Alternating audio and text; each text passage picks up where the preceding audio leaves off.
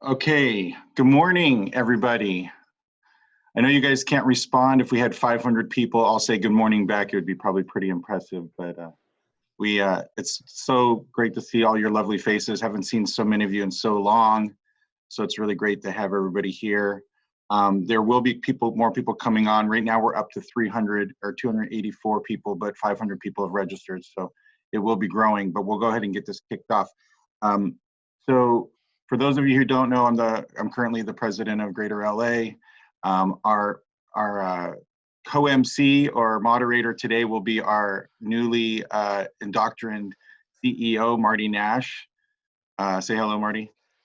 Hey guys, hello everybody. I'm super excited that you're able to join us this morning for this informative session. So great that you all are here, and I look forward to many more of these type of interactions. Thank you, Marty. So Marty's going to be he's going to be monitoring the chat. So the way that we're going to conduct this today is we've got a bunch of speakers. We're going to start off with our 2020 C.A.R. President Jeanine Radsick, and then we're going to move on to Senator Ben Allen. We'll then move on to Gov Hutchinson and move throughout the program. If you guys have questions, please ask them in the chat over on the side. We have a few different people, including Marty, monitoring those. When Ben Allen's on, I believe there'll be somebody from his staff monitoring some of your questions so that he can speak to all of you, as well as have some of his team answer some of the more pressing questions in the chat. We are recording this Zoom, so we will be editing it and putting it together to be shared on our YouTube channel sometime, hopefully just in a couple of days. So we'll get that message out to all of you guys so you guys can share it with those that you feel benefit from.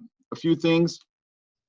We will have everybody on mute. Obviously, you guys understand when you have a few hundred people on these things, you can't have everybody unmuted, or you hear, people in the background and sirens going and babies crying and dogs barking. So we appreciate your guys understanding with that. If you hover over for those of you who may be newer to this Zoom environment, which hopefully shouldn't be any of you, because this is the world we've been living in for the last 30 days or so. You can hover over your name and there'll be your picture, and there'll be three little dots that open up in the upper right hand corner. You can rename yourself. You can put your name in there. We encourage you to do that. As Jeanine Radsick has said in multiple of these, when it says iPhone, we don't really know who you are. So if you're calling from your phone or you're using somebody else's account, please rename yourself so we know who you are.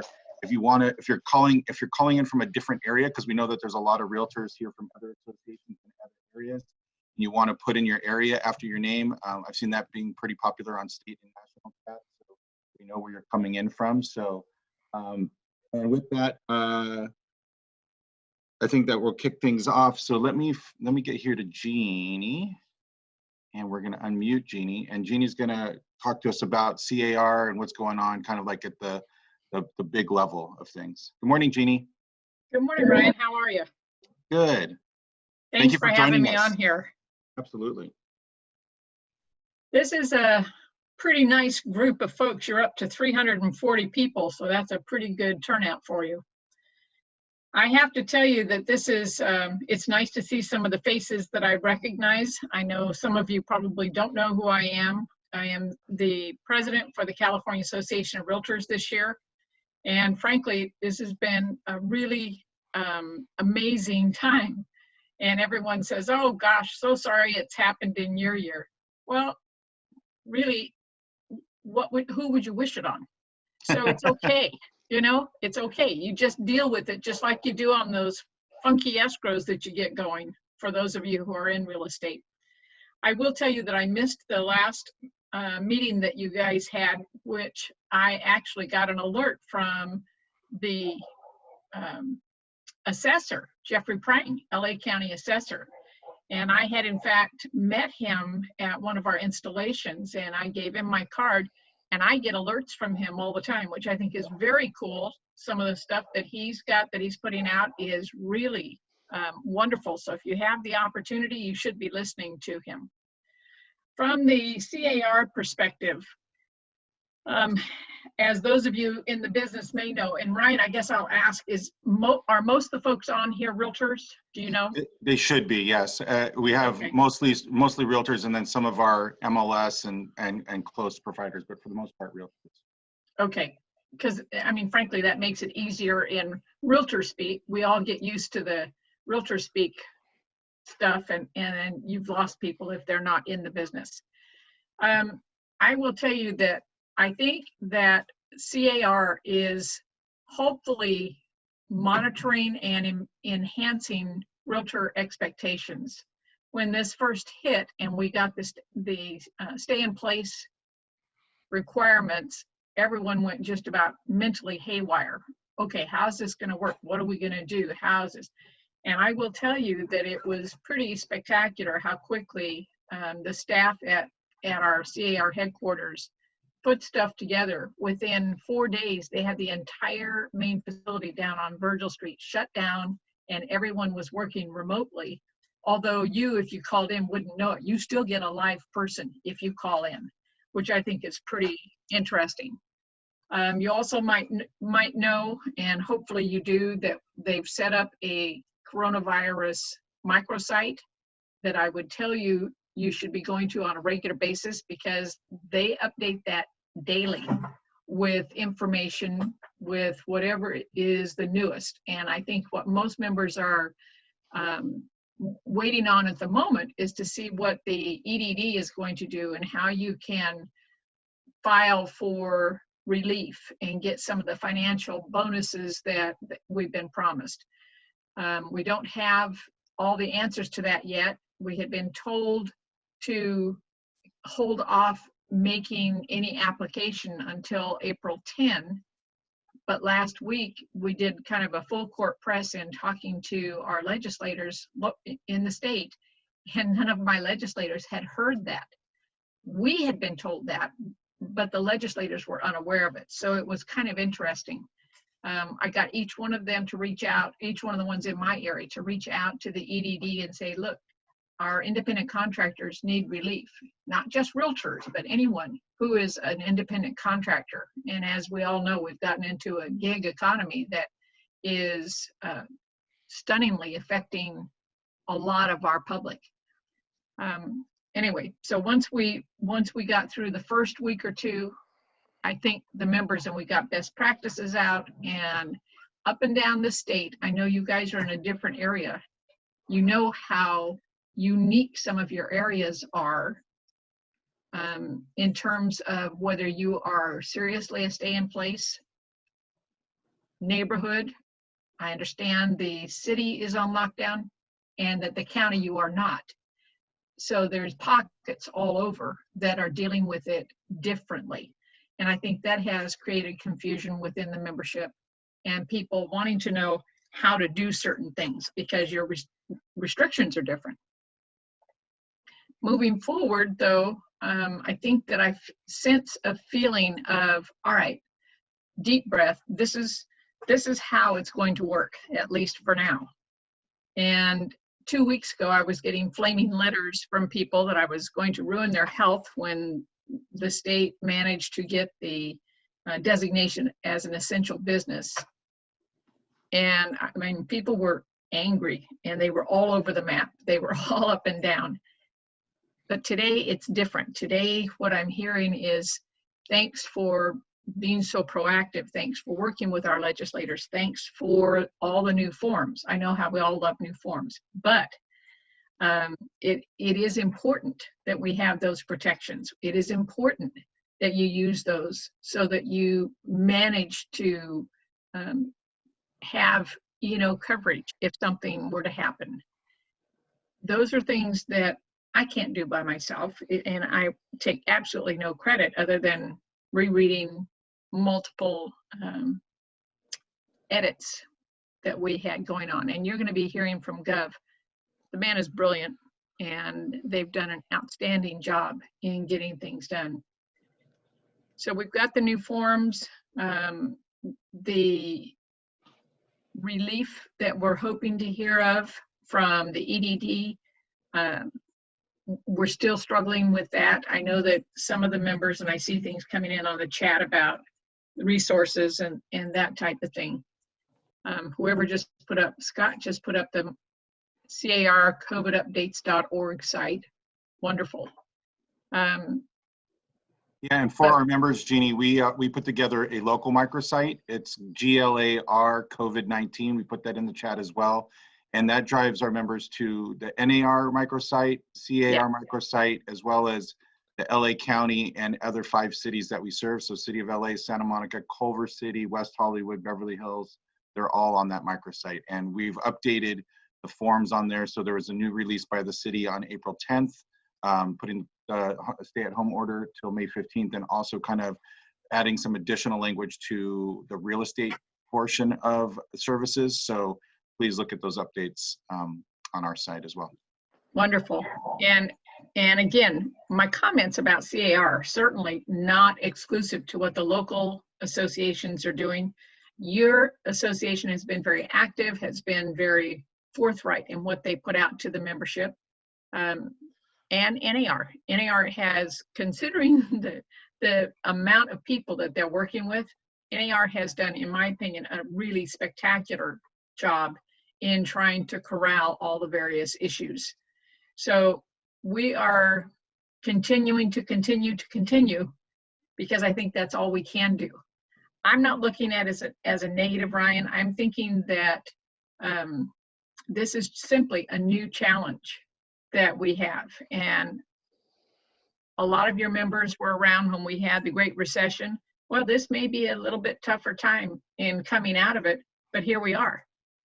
You know, you can't suddenly stop living, and your clients are dependent upon you. So I guess I will summarize that with, don't let your clients down. I am actually, and I'm a pretty good reader, I am reading more daily today, because I don't want one of our members to come up and say, hey, Jeannie, by the way, and not have a reasonable answer, or at least a site to go to and to point things out. I mean, I had somebody reach out to me on Facebook Messenger, and this guy was hair on fire type. I mean, you could hear the cries.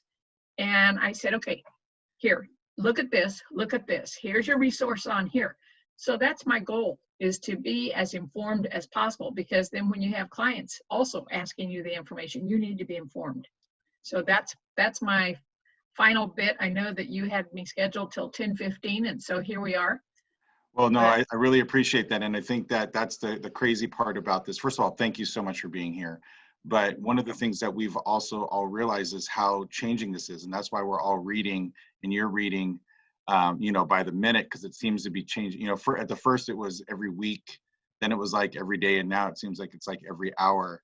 And, absolutely. And that's kind of the challenge. And that's why we have these great resources. I know a lot of our members have said, well, tell us what to do, which I jokingly say, like, it's kind of funny, because as realtors, I thought we had all the answers, but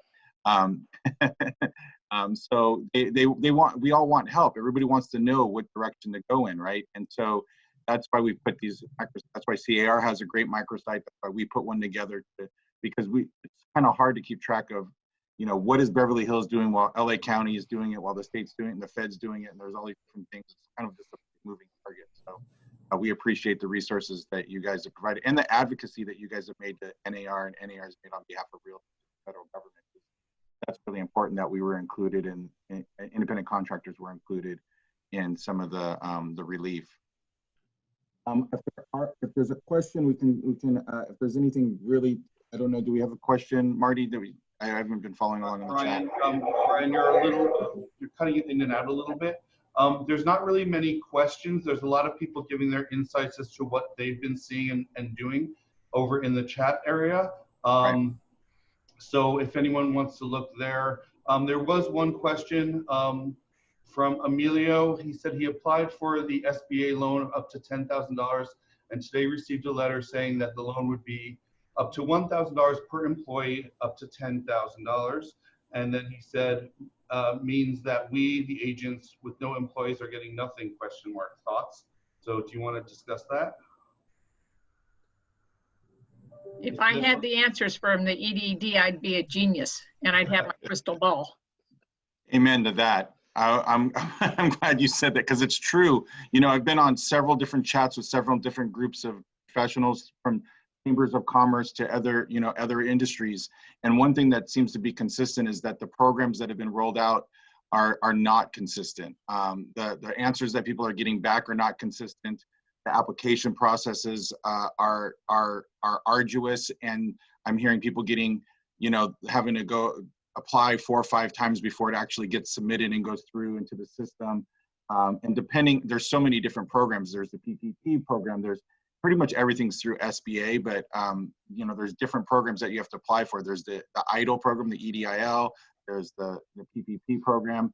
There's the PUA, or the unemployment.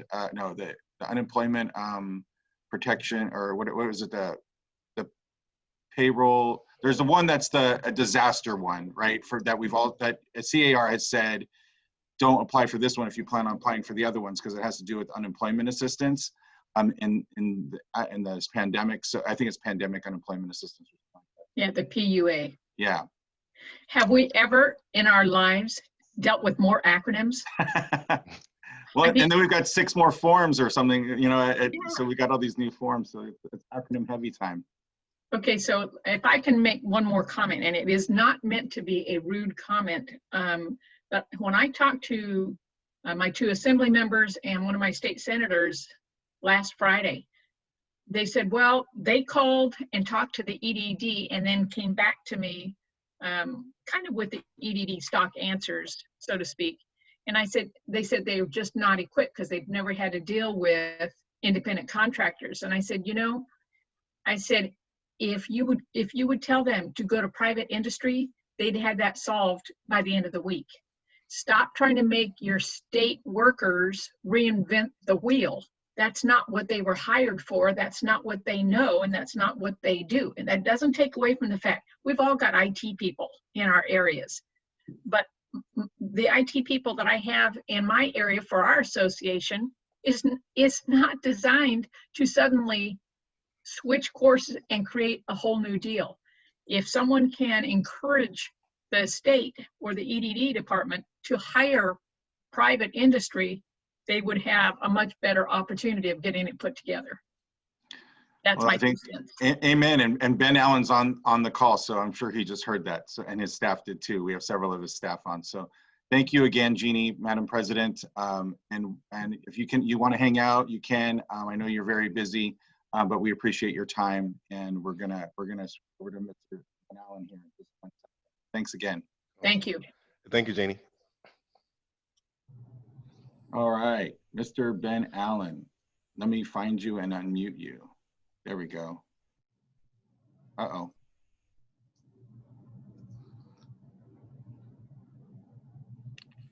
Can you guys all, can you unmute Ben Allen? For some reason. Yeah.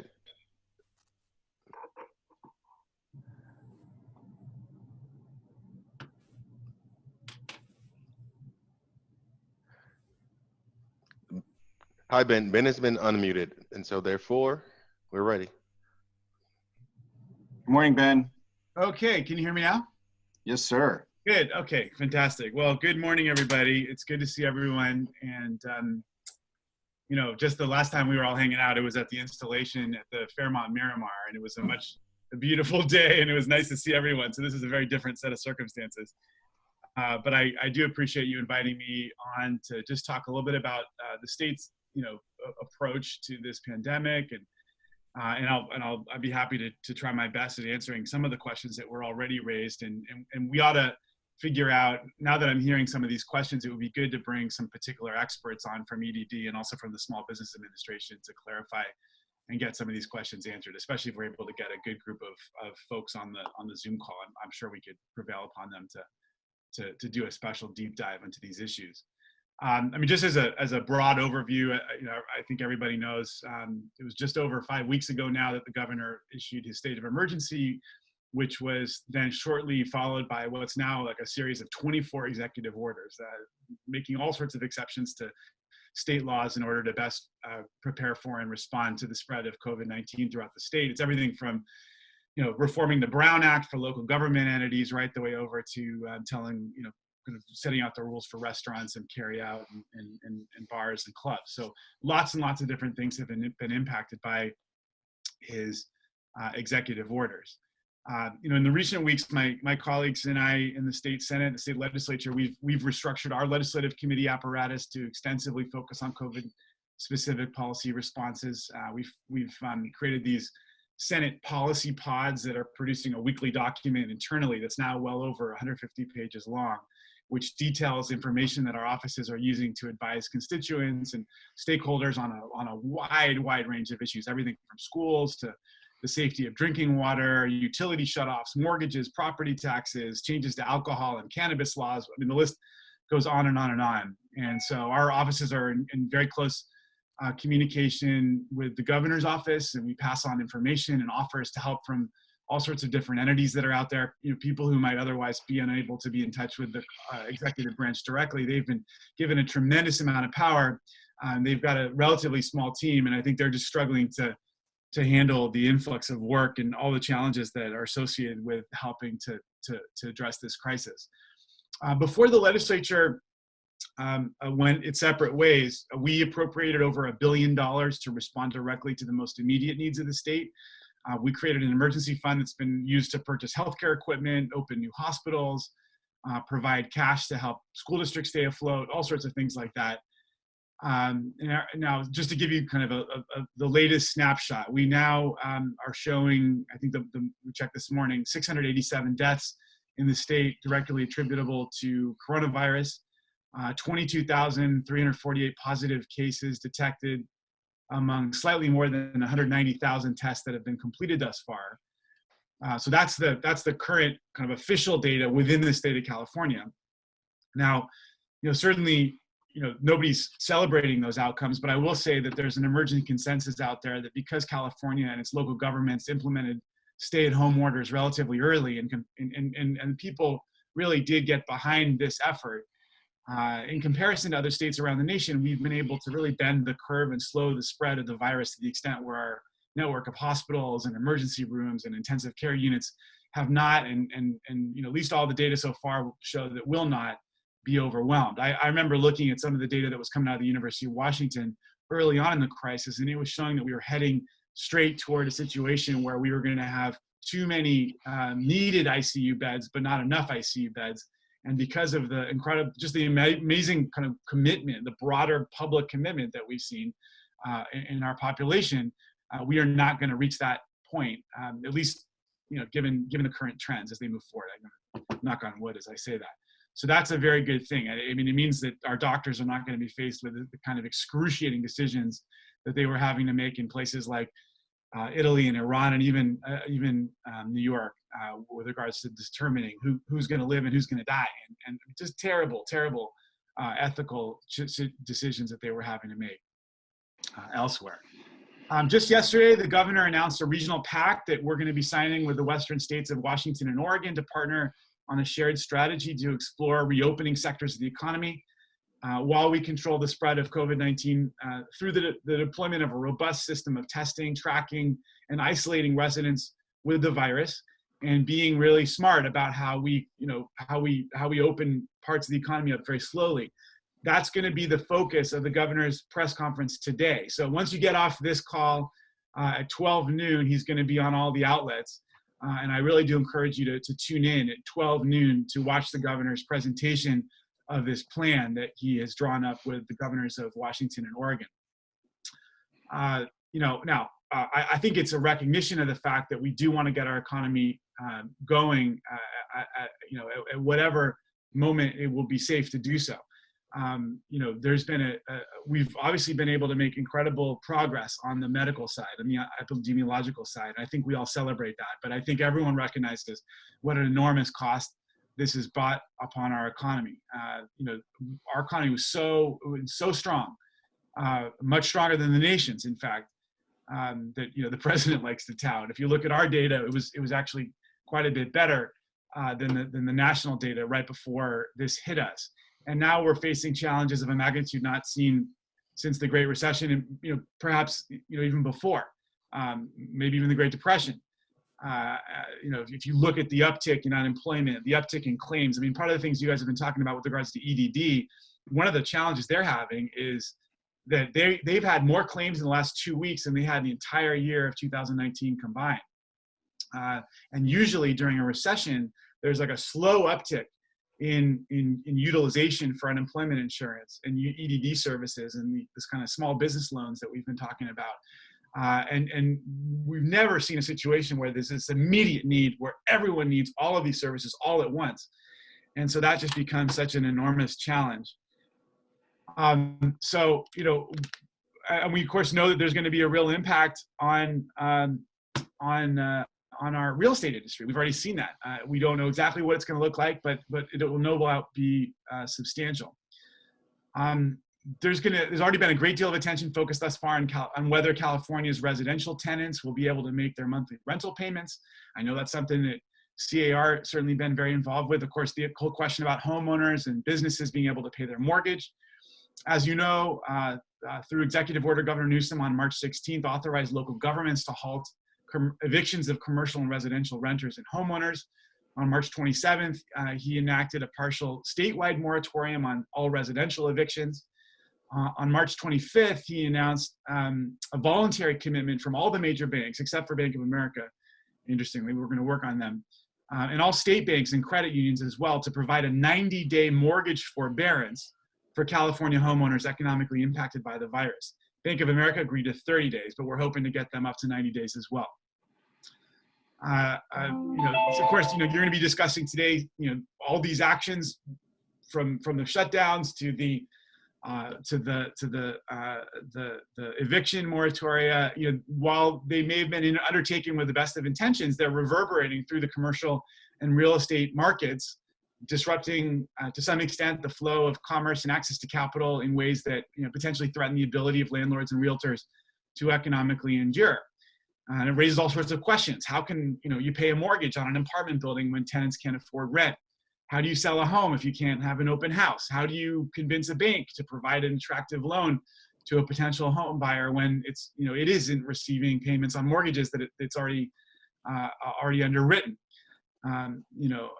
All the issues that you guys raised. And I want to just clarify a couple things. I want to just point out, first of all, that the PPP is not administered by EDD. This is important for people to understand. PPP is a Small Business Administration program. Those are 100% Treasury-backed loans. So just want folks to understand that.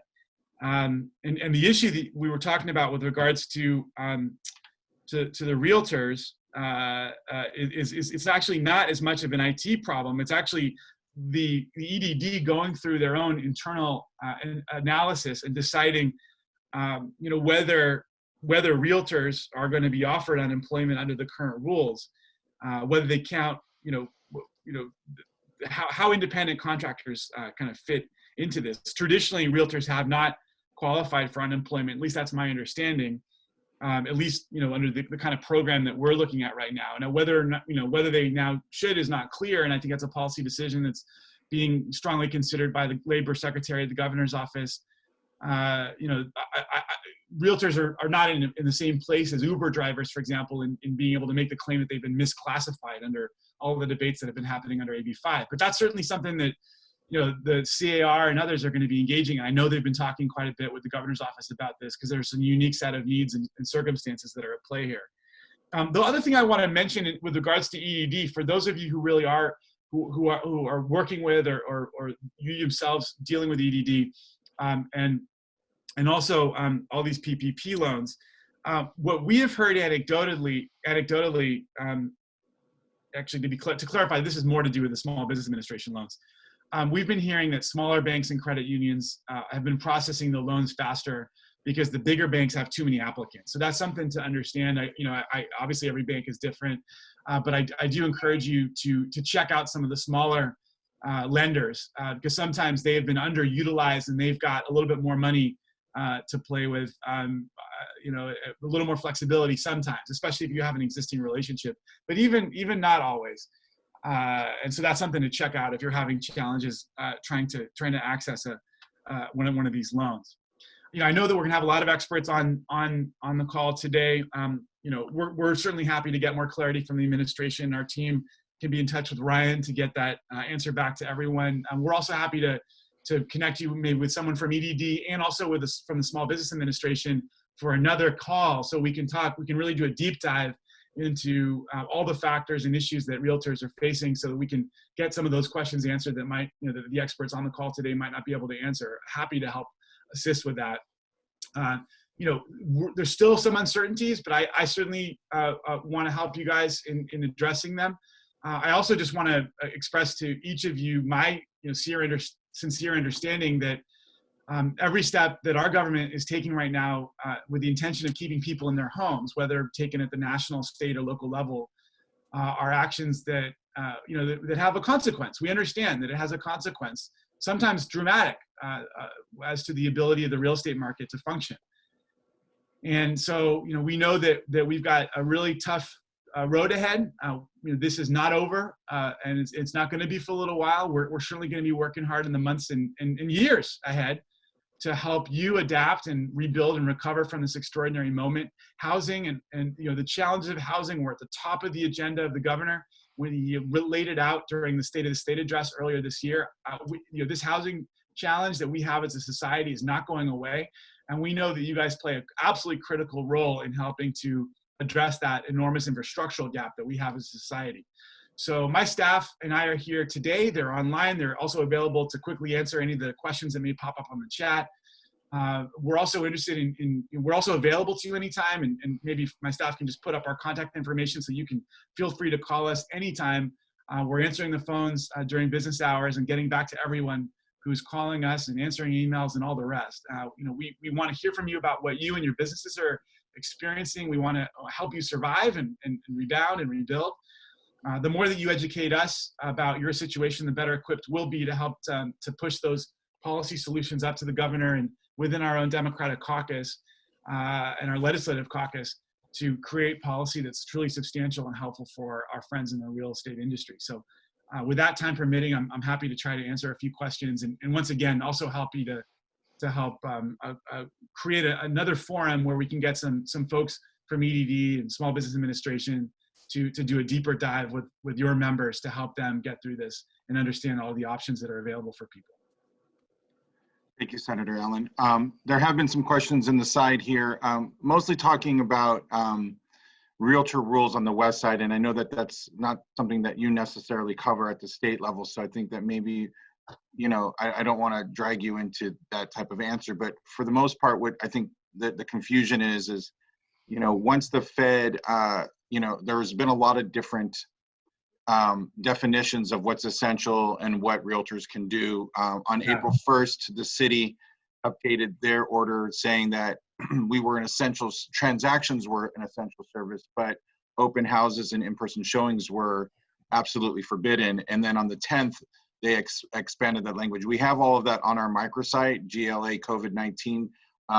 And one of the things that I want to go back to mention too about what Jeannie was talking about and all of you guys is we also have an email. So if you guys have information you want to share with the association that you feel is useful that for us to spread to our members, it's COVID, I think it's COVID, or is it COVID or COVID-19 at GLARealtors.com. I think it's COVID-19 at GLARealtors.com. So if you guys have stuff you want to send to us there, so the confusion really is like what's acceptable, what's not, and what we do is we tell people we have that microsite, to go to the microsite, see what your local city is, because Santa Monica is deferring to the county, it seems like, but they also have some other restrictions in place. Culver City, Beverly Hills, West Hollywood, they all have their own microsites and their own versions. So we have that all on our site. I mean, if you want to comment on that, you're happy to. Yeah, I mean, that's a largely a local determination, and we can certainly, if you need a kind of further assistance on getting all the rules that have been laid down by these various cities, we're happy to help you with that. I know it's a frustrating to have to deal with each of the different cities, but that's our wonderful federal, wonderful decentralized system we have. Right, absolutely. Local control. It can create a little confusion. Yeah. I get that. I see. Samuel Lou's on here, and he's been posting your guys' site and information for your district offices. Go ahead. Go ahead. I'm sorry to interrupt. Yeah, I mean, certainly if there's some really glaring local disparities or really kind of outside of the off the reservation things that are being done by any local governments that you guys are hearing about, certainly let us know. Obviously, we want to give cities a certain amount of parameters within which to write their own and kind of set their own rules. That's our system. But if there's a city going out with some policy that's really kind of outside the norm, please do let us know, and we can try to address that. Yeah, we've been trying to reach out to the mayor's office to be a resource, because the reality is, and you know this, is in Los Angeles, the city of Los Angeles, we probably have about 25,000 realtor members. And these aren't people that are just sitting, around, they're people that are active in their communities. They serve on neighborhood councils. They serve on chamber of associate chambers.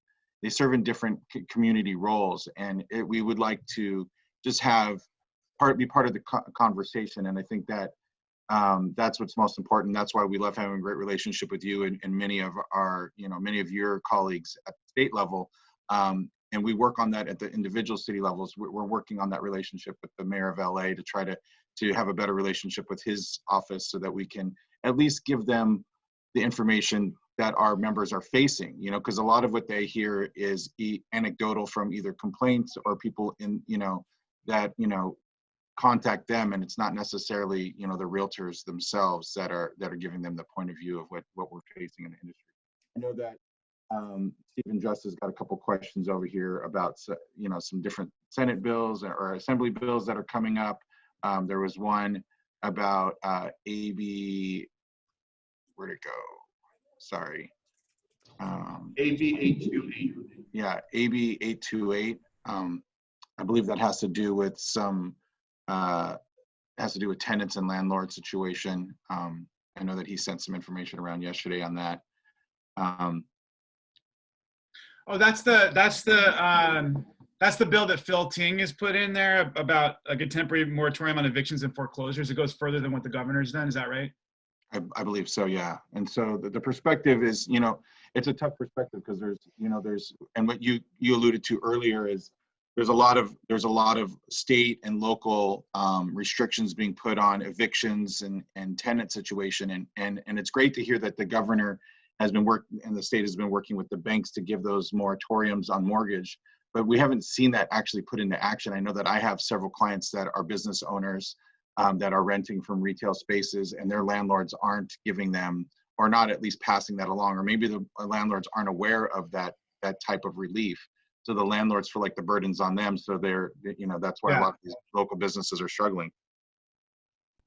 We have a lot of questions on the PUA, and people are asking if we can get some answers on that, about if C.A.R. is still saying to hold off on it. Jeannie, that might be for you. And when it's going to be available, or if it's in jeopardy. So those are a few questions that we have coming up about PUA. Well, I mean, I think Ryan just posted something on PUA. It's this pandemic unemployment assistance, and it was part of the federal CARES Act. It's basically how independent contractors and self-employed will get unemployment. It has not been funded yet, at least my understanding. So there are a lot of uncertainties there so far. We're kind of waiting for the feds. Does someone on the call have some insights on? I think Jeannie was unmuted. Let me unmute her for a second here. Jeannie does not have all the special insights. I'd like to tell you I do, but I don't. Gov Hutchinson is on, so perhaps. Oh, perfect. Gov knows. Let's get Gov involved here. I didn't see him on, so that's great. We were going long because we were waiting for Gov, and the senator always has great things to add. Can you guys unmute Gov? Yeah, searching for a Gov now. Just a second. I don't see him under. Yeah, I don't see him listed as one of the participants at this particular point. Maybe he needs to rename himself. Is he listed under something else? Sorry for this. We've been looking for you, Gov. We've been looking for you.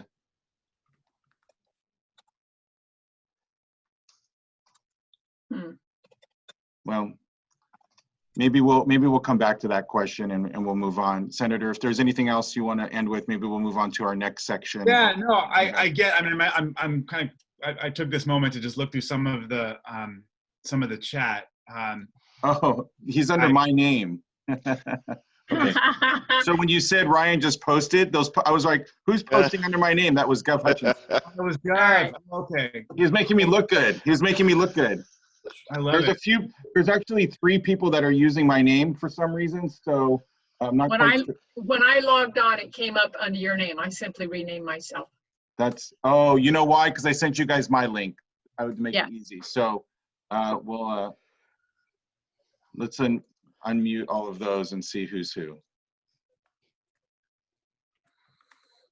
All right. So. All right. This is Gov under Ryan. Hi, Gov. Hi. I'm going to rename you. Ryan, you want me to go? Yes, sir. All right.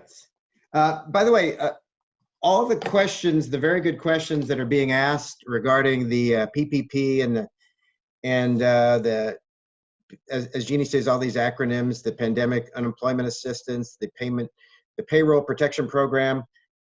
We've got this great hotline at C.A.R. Phone number is 213-351-8450. 213-351-8450. Please call them. There's no wait time anymore. They're just waiting to talk to you to help you with these programs that are available to realtors. They'll probably answer most of the questions you guys have already asked about how you apply and what form you should use and how to do it, et cetera. And I'm gonna address it a little bit in a second, but I just want you to be aware. First of all, C.A.R. has a special microsite just like you guys do. Ours is car.org/coronavirus. But most importantly, we have this hotline to help you with everything realtor relief related, 213-351-8450. Let me talk about a couple things before I get back to that. First of all, very confusing. Every day, cities and counties throughout the state are changing their rules. They're changing their rules on shelter in place, stay in place, what you can do, what you can't do. I think sort of good news now is that at least LA County and LA City are pretty much aligned. I know personally, I'm from Culver City, and Culver City is not aligned. Culver City is stricter, and you know better than me about Santa Monica, West Hollywood, Beverly Hills. And by the way, we do have available on this website I just mentioned, the car.org/coronavirus. If you go there, right at the front page, you can check something that says list of local ordinances, and it'll give you a spreadsheet of every county and every city in this state and what their current ordinance says. So what does LA County say and what does LA City say? Which means everyone I'm talking to, unless you're in Beverly Hills, Santa Monica, West Hollywood, what does it say? Well, basically, finally, it's recognized that yes, like most of the rest of the state, you're an essential service and you can do showings. No open houses, no broker previews, no broker caravans or anything like that. But the catch is, yes, you can do showings, but only if the seller is not residing there. So people ask me, does that mean they're just not there at the moment, or does it mean they're not there at all? Not crystal clear, but the consensus interpretation is you got to take the words to mean what they say, and what not residing there anymore means it's vacant. So you're only supposed to show vacant properties. And if it's owner occupied, you're not supposed to show it. So try to get the seller out of there so it's vacant so you can show it. Otherwise, you're supposed to do it virtually. But even on vacant houses, we still fall back to both the city and county ordinance and the state ordinance says, no matter what you're showing, you really have to follow best practices. That's the law. And we've sort of turned these best practices into a couple of forms. So if you comply with the forms, you're definitely following the best practices. You're definitely then, you're complying with the law and you're not going to get sued And if you get sued, your seller or the buyer is indemnifying you. Furthermore, your E&O will cover you. On the other hand, if you don't follow the best practices and use these forms, your E&O will not cover you if there's a lawsuit. Your seller is not indemnifying you, and your buyer isn't assuming the risk either. So what are these two forms I'm talking about? One is called the RLA-CAA, Listing Agreement Coronavirus Addendum.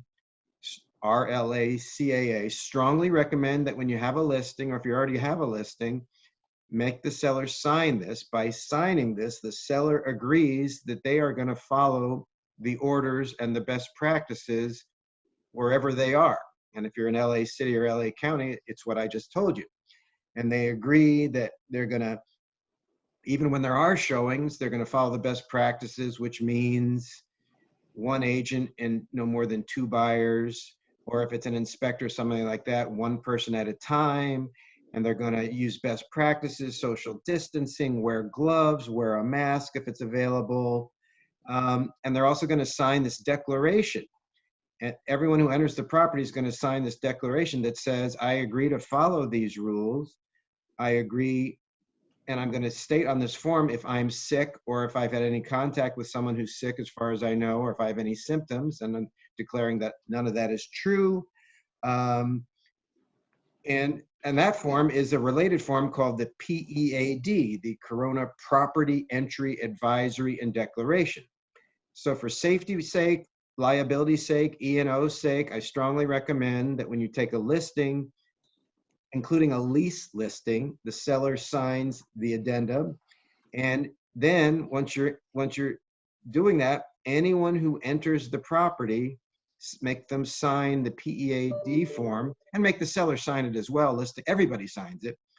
The seller and listing agent are basically saying, those of us that are allowing entry, we are going to follow these guidelines. And everyone else who enters, the buyers are saying, yes, I declare that I'm not sick, etc. I will follow these guidelines myself. I understand the risk. I accept the risk.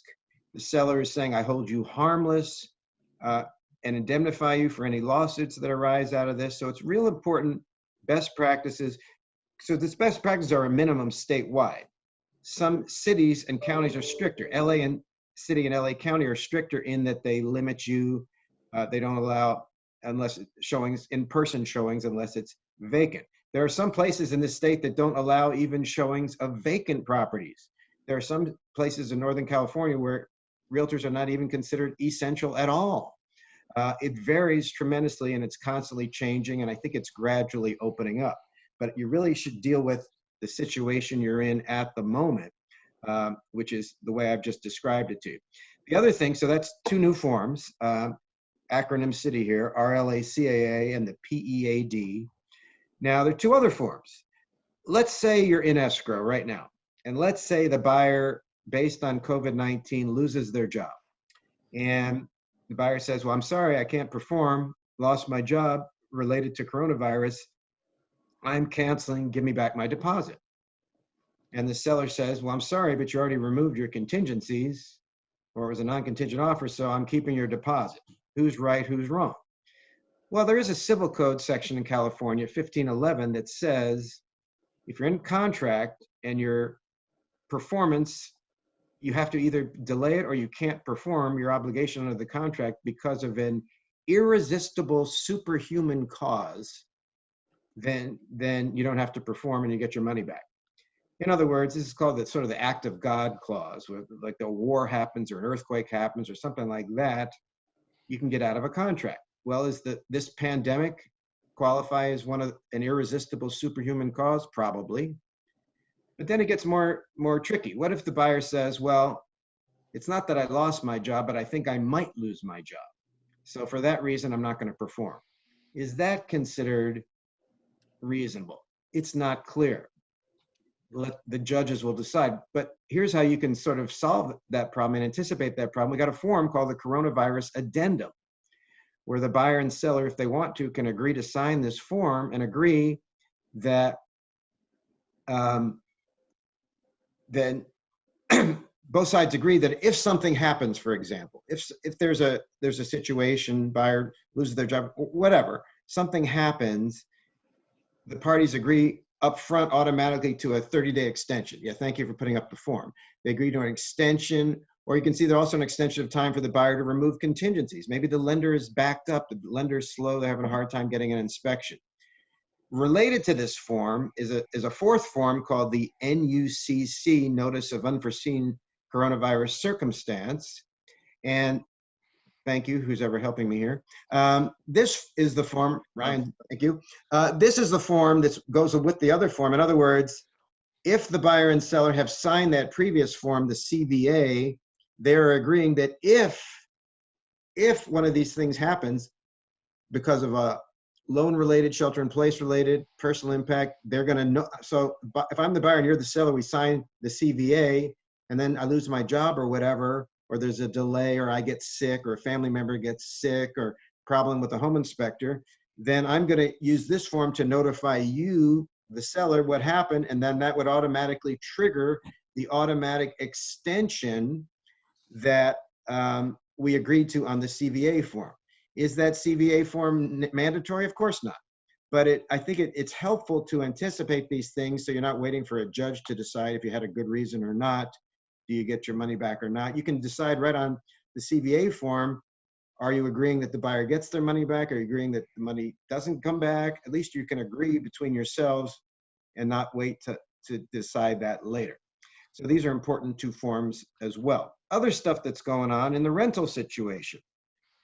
I mean, if it weren't complicated enough this year in 2020 that we've got this new California rent control law, which I'd be glad to talk about if anyone wants to, is over 80, as the previous speaker, the senator mentioned, the governor authorized local communities to put in their own eviction moratorium. Then, and over 80 cities, including LA, have their own local rules. Then the state has an eviction moratorium that lasts till May 31st, which says if you're a tenant and you can't pay the rent, and the reason you can't pay the rent is because COVID-19 related reason, then the landlord cannot evict you for the next 2 months if that's your reason. Well, to put that into place, we also need a couple more forms, and that's the last two forms. I got you. One is the NTAP. Boom. Thank you very much. This is the form. It's not a required form, but basically this is the landlord sends this to the tenant, basically saying, you know, we're in this, maybe you're going to send this to the tenant when they didn't pay you the rent on April 1st or something like that.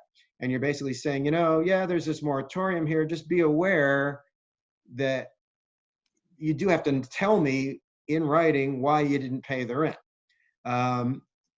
Because that is still a requirement, which takes us to the last form, which is the form that accomplishes that, which is the RPD, the rent payment delay form. And the way that form works is this form accomplishes a lot of things. The tenant's telling you, I didn't pay my rent. I mean, something happened. This is the impact of what happened. I'm telling you I'm not paying my rent. This is the reason. This is the proof. They have to actually submit some type of proof, like a termination notice. Why? And then you can talk about things like, well, okay, I'm not going to pay you the rent, but I'll pay you part of the rent. And I'm just going to delay for April and May. And then number 5 on this form, yeah, we can all agree to a repayment plan. I mean, because the tenant does have to pay back. The tenant definitely has to pay the rent back. So yeah, when do they have to pay it back? I mean, obviously you can say you got to pay it back all at once, but maybe it works better if you put something in place where the tenant agrees to pay partial payments until they're back, you know, pay back in full. You know, this might discourage some tenants who probably just aren't going to pay their rent for a couple of months and then leave, and you'll never get the back rent. And then finally, to complicate this even more completely, or maybe simplify it, depending on how you look at it, so these forms are still required. This is a state law. The state law does require the tenant to, in writing, tell you why they're not paying the rent. But even if the tenant does this or doesn't this, the court system has declared basically a court freeze on unlawful detainers until August 1st. What this means is no matter what the reason the tenant isn't paying the rent, in fact, even if you want to evict the tenant for some other reason, you can't even do that to August 1st, with the exceptions of things that are regarding, public safety and security, like a criminal tenant or something like that. But other than that, the court systems are frozen on unlawful detainers. So Rob, I have a question. Do we Yeah. even know if the court systems are running? I mean, like, I can't imagine. I mean, even if we had a legal reason for court, let's say it wasn't an unlawful detainer, but you're right. some- Good point. Good point. I mean, the courts are basically closed for almost everything. But there are some court activities still going on. But basically, unlawful detainers are not going to be going on. It may open up sooner, but as of now, it's August 1st. So you can't evict someone. And at the end of that, though, that doesn't mean they don't owe the rent. Here's another rental issue. Let's say you're trying to sell a house right now and it's tenant occupied. Well, that means you're not supposed to show it, which means the tenant doesn't have to allow you to show it. If you're in a place other than LA County where in-person showings of occupied property are legal, tenants do have to allow you to show. But what if they don't? Let's say I'm up in Ventura County or something like that, where they actually allow showings. Well, even then, if the tenant doesn't allow the showing, the only remedy I have is to evict them, and I can't do that either. I was going to ask that question because I know that it came up Yeah. recently where Yeah. there was a building that was in escrow and there were tenants in place, and the realtor wanted to conduct a physical inspection and all the inspections, and the tenants refused to allow them in. There's Right. really no recourse at that point. There really isn't. I mean, you know what you can do? You can threaten the tenant. Here's the threat. Yeah. I mean, normally you could say, but you couldn't do this in LA because the tenant is within their rights. But even if you were somewhere else, you could say to the tenant, by refusing to show, letting me show, you're going to cost me money. You're interfering. I'm going to lose a sale. Prices are going to go down. I'm going to lose money. I'm going to hold you accountable for that financially, which you would be able to. But in LA City and LA County, where in-person showings are still not allowed, the tenant is within their rights to actually say, no showings right now, because I'm not supposed to. I'm not supposed to allow it. I'm violating the law if I even allow you to do it. So you see the complexities. Then there's this, as the senator was talking about, there's a mortgage, as he said, the big 5 banks, except for B of A, have agreed to a 3-month, B of A 1 month, and 200 other banks in California have all agreed to just a forbearance on foreclosures. Doesn't mean you don't owe the money. It just means you're not going to get foreclosed on right now if you do owe the money. And then beyond that, though, what if it's a conforming loan? What if it's a Fannie Freddie loan? What if it's an FHA loan or a VA loan? Well, those are covered by a federal mandate that is also delaying disclosures on residential property, federally serviced or federally insured or federally guaranteed loans. So there's delay on that. It's just we're on hold with a lot of things.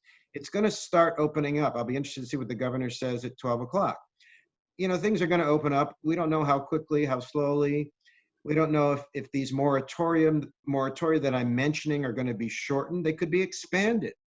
As you know, the mayor expanded the city stay-at-home a little while. So we just have to keep in touch. As President Jeanine said, and I agree with her, you got to read more than you ever had to read in your life. You got to read stuff. That's all I do is I read stuff all day long to try to keep up. Laws change, regs change on the federal, state, local level. Lenders are starting to change their practices. Appraisers are changing their practices. You can do most things you can do virtually now. One issue we've been running into are notaries. You tell me, you can usually get a notary out to the property. Unfortunately, California is one of the states that doesn't allow virtual notaries. So you either got to get a physical notary or you have to, here's something you can do depending on your Do we still have the senator on? I can't see from my screen because I'm sharing. No, I'm we here, do. I'm here. Senator Allen, do we know, I know this is something that was brought up at C.A.R. I think early last year as something, did we want to get behind the idea of this virtual or online notary? And we know that the governor of New York, Cuomo, I think about 3 or 4 weeks ago, they passed an emergency order allowing allowing those. Do we know what the status is at the California state level on this type of solution? Yeah, so several people have reached out to me about this. I've actually got a good couple friends who are lawyers in this space too, and we've reached out to, so our staff, basically, I don't have an answer for you yet. We've put in a request to the governor's office, and they said they're studying it and trying to balance the needs of speed in the current situation with anti-fraud issues, but they haven't gotten back to us with a decision yet. So now, if you guys want to put in a letter, or if we can coordinate on this, I mean, I'd love to have that conversation, because I think there's got to be a way that we can thread the needle. They're obviously worried about consumer protections, fraud, that kind of thing, but at the same time, there are ways, as you mentioned, New York has done what they've done, and there are other places where they figured out ways to do this, especially since some of the things that need to be notarized are really don't bring up major consumer protection issues. So maybe we can figure out ways to put different types of forms in different categories, so that those types of forms that really aren't going to, are much less likely to harm a consumer, can be fast tracked. Thank you. Before we go back to Gov, Senator Allen, I know that you can't spend all day with us. I know that your staff plans to stay on here, so we appreciate you being on. So just wanted to formally thank you for being able to share with us and everybody on here all of your thoughts. So. Well, thanks everybody. Look forward to doing some more work with you, and there's actually a couple things that are going to come out of this call for us to follow up on. So be in touch with us. I'm going to jump off and actually get on an 11 o'clock call. Thank you so much. Thank you, Senator. Thank you. Thank you.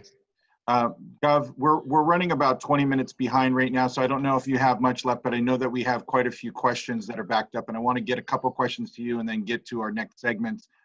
For all of those of you guys on, we're not going to have any problem running over, so if this is something you want to stay on to past 11:30, great. Otherwise, we'll be recording this and putting it on our YouTube channel in the next couple of days and sharing it with all the members and everybody that isn't a member, so that they can utilize this great information. So, Hey, Ryan? Yes, sir. Can I just give me one more minute? Sure, absolutely. 3 things real quick. If any of you guys are involved in 1031 exchanges and you have a deadline coming up, either the 45-day deadline to identify an exchange property or the 180-day deadline to close it, all the deadlines have been extended to July 15th. So that's good news.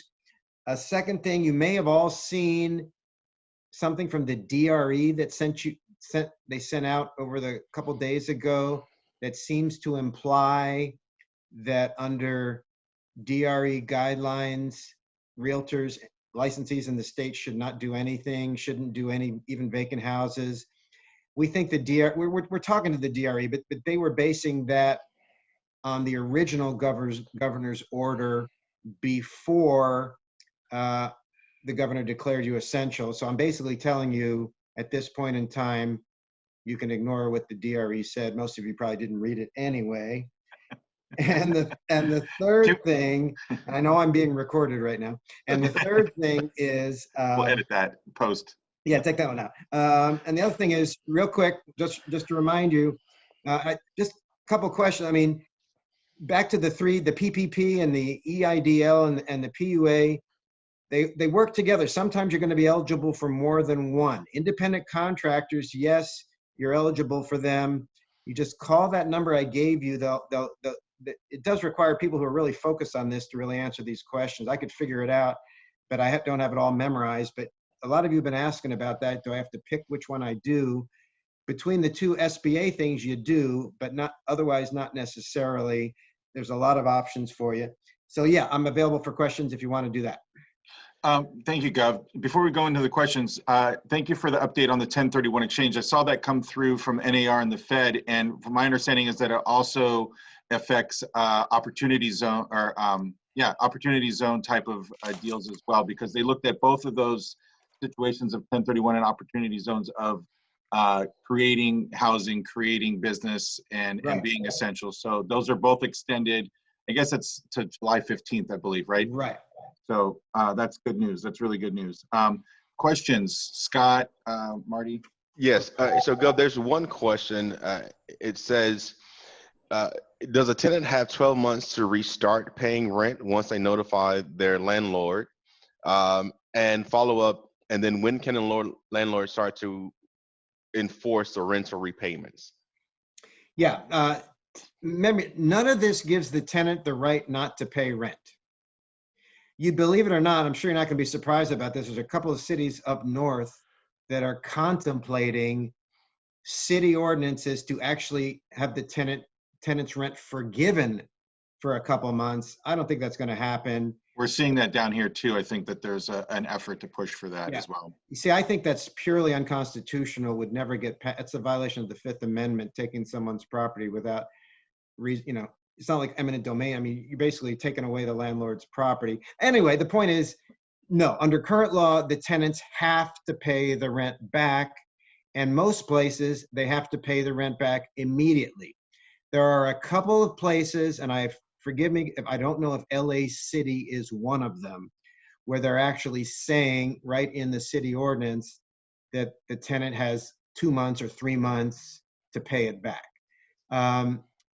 I'm not sure it's LA City, maybe not, but maybe it's another city. But 99% of the cities, tenant has to pay it back 100%.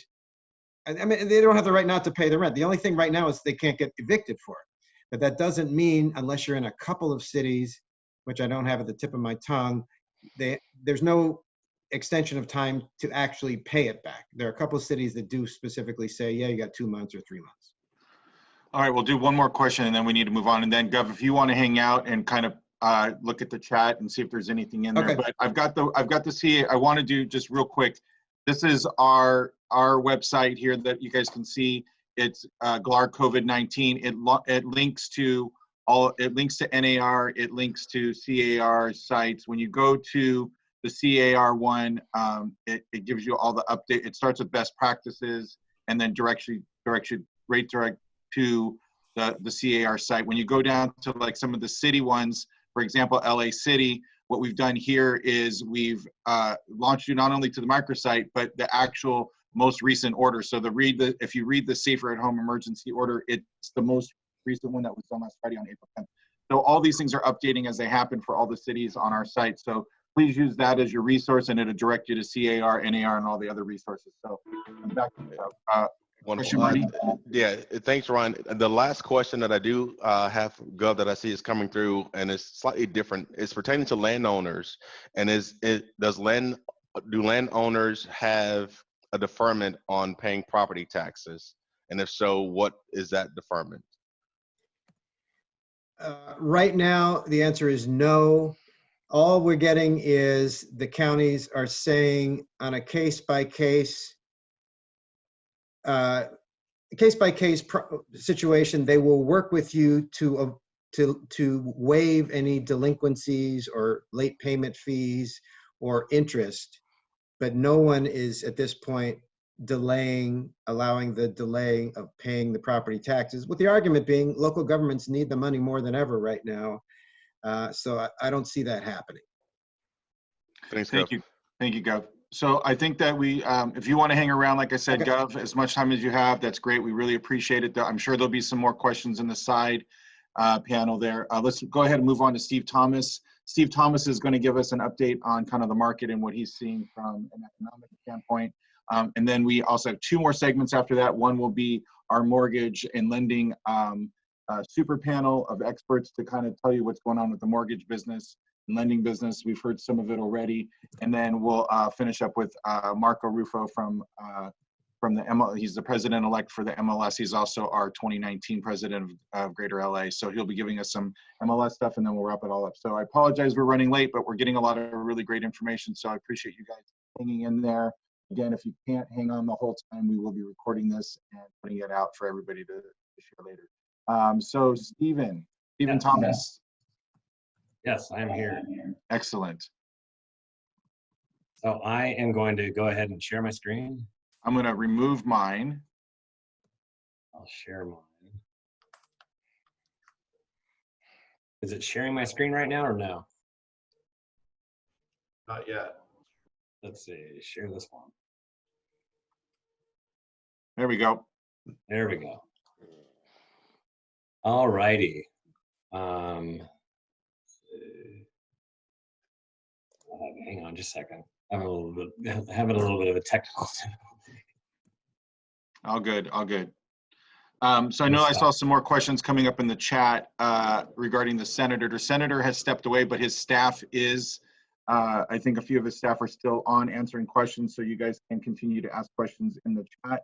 I know that there's some about 828. The senator did, AB 828, he did address that a little bit, but continue to ask your questions on the side while Stephen is giving his. Okay, so we'll go ahead and begin. I'm a quantitative economics and decision sciences major. I went to UC San Diego. I have been in the business for quite some time. Lived in North County, native. I had a lot of kids. I have a runner. And these are my kids. I adopted my wife's two, and she adopted mine, and then we had a bonus baby. And just my background. I have websites, reportsonhousing.com. Most housing reports focus on closed sales data. We're about to find out what the closed sales data, probably within the next week, what March will look like. I really don't care that much about what the closed sales data looks like. I want to look at what the active listing inventory and the pending sales velocity, the last 30 days worth of demand, pending sales. And so my report is emailed out. There's a PDF version that's for printing it out, a Microsoft Word for copy, cut, edit, paste. There's Excel spreadsheets, and then it comes out every 2 weeks. And a lot of charts as well. So here's what everything looks like thus far. The Orange County, not Orange County, the Orange County house market's where I all started, and then I've been very busy, and I've updated throughout Southern California. I have a different report for each area. I hit the 1 year mark in LA and San Diego, so now I have year-over-year data drilled down to the city. I've kept all the data since 2012, macro for all of LA, but now I can drill down a little bit deeper. So at the start of the year, we had a supply problem. It's not necessarily a supply problem what everybody talks about. It's not that we don't have enough homes coming on the market, it's that the velocity of homes going into escrow is really why we've had a supply issue.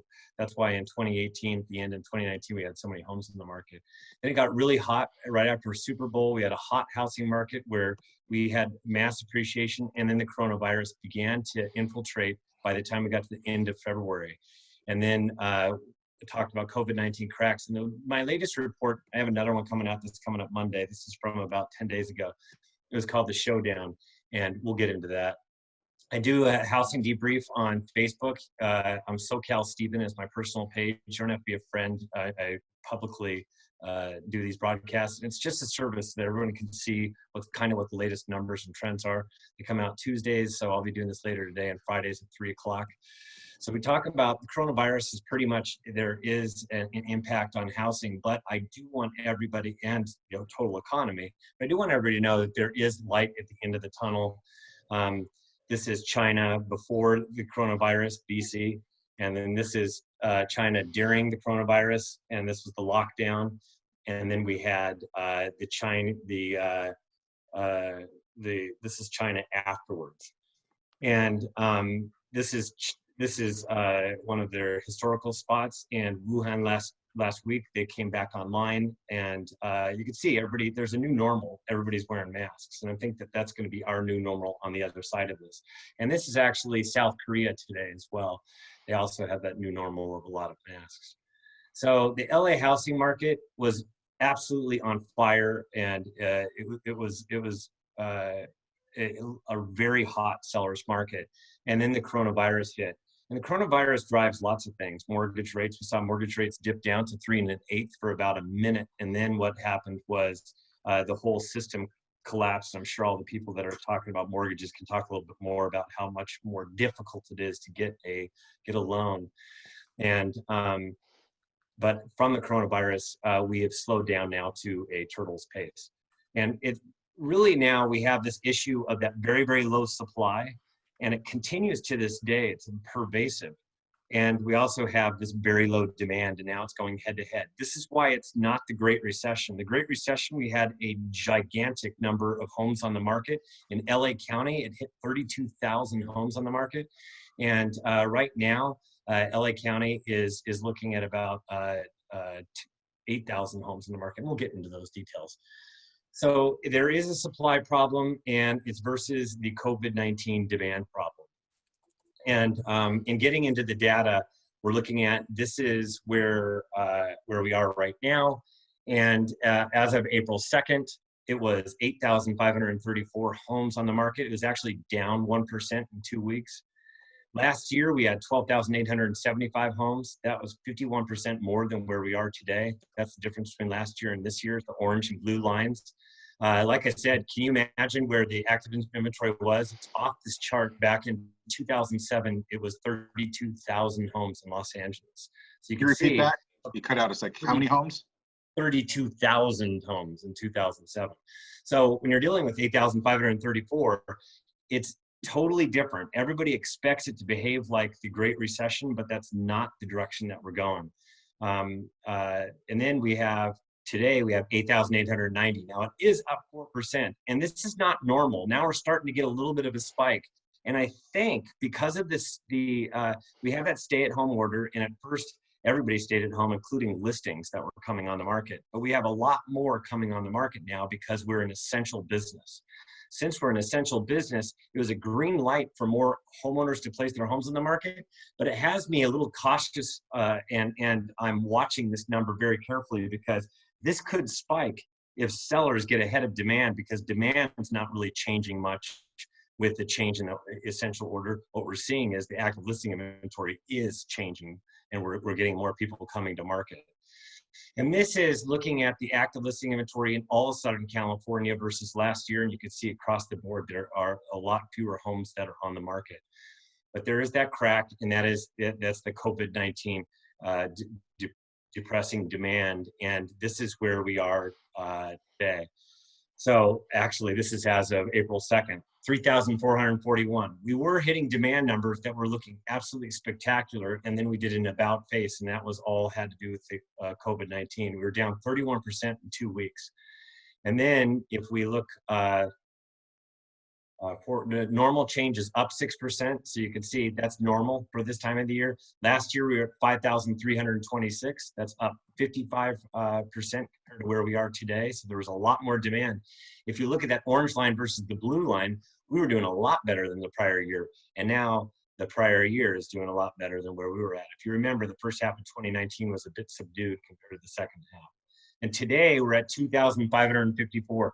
Now I have 4 weeks worth of data, and this is really reflective of where our demand is. So it is, we're still got buyers out there. It's just not at the velocity that we're used to. That's why we have to be very careful with the number of homes and how excited we get about placing our homes on the market right now, because we're an essential business, because demand is not keeping up with the number of homes that are currently coming on. And you can see demand across the board there's a lot less demand today than there was last year. And this is actually a reflection of April 2nd, 2020 versus April 4th, 2019. And right now, this demand number, if I compare the two, when I will be comparing it this Thursday again, it's going to be, it'll be even off further. But there is that another crack, and that's expected market time. I do this stat, and it's basically when you come on the market, when do you expect to go into escrow? And this is where we are. As of April 2nd, we were at 74 days. Last year, we were at 73 days, so we're slightly more. But this was, keep in mind, almost 11 days ago right now. Today, if I take today's active listing inventory and the velocity and demand, this is where we're going to be housed, 104 days. And I'll get into what that means. In LA, we're at 157 days, and last year, or actually 4 weeks ago, we were at 94 days. Beverly Hills is at 644 days. This is actually compared to last year. Last year was at 323. Beverly Wood, 450 days. Last year was at 55. Miracle Mile, 192 days. Last year was at 95. Hollywood's at 210. Last year was 159. And West Hollywood's at 285. And last year was 126. And keep in mind, it was slower even last year compared to where we were about 6 weeks ago.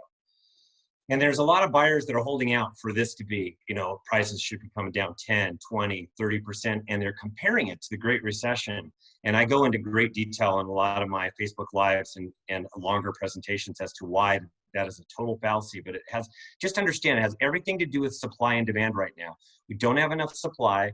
It's not even close to where it was prior to the Great Recession. And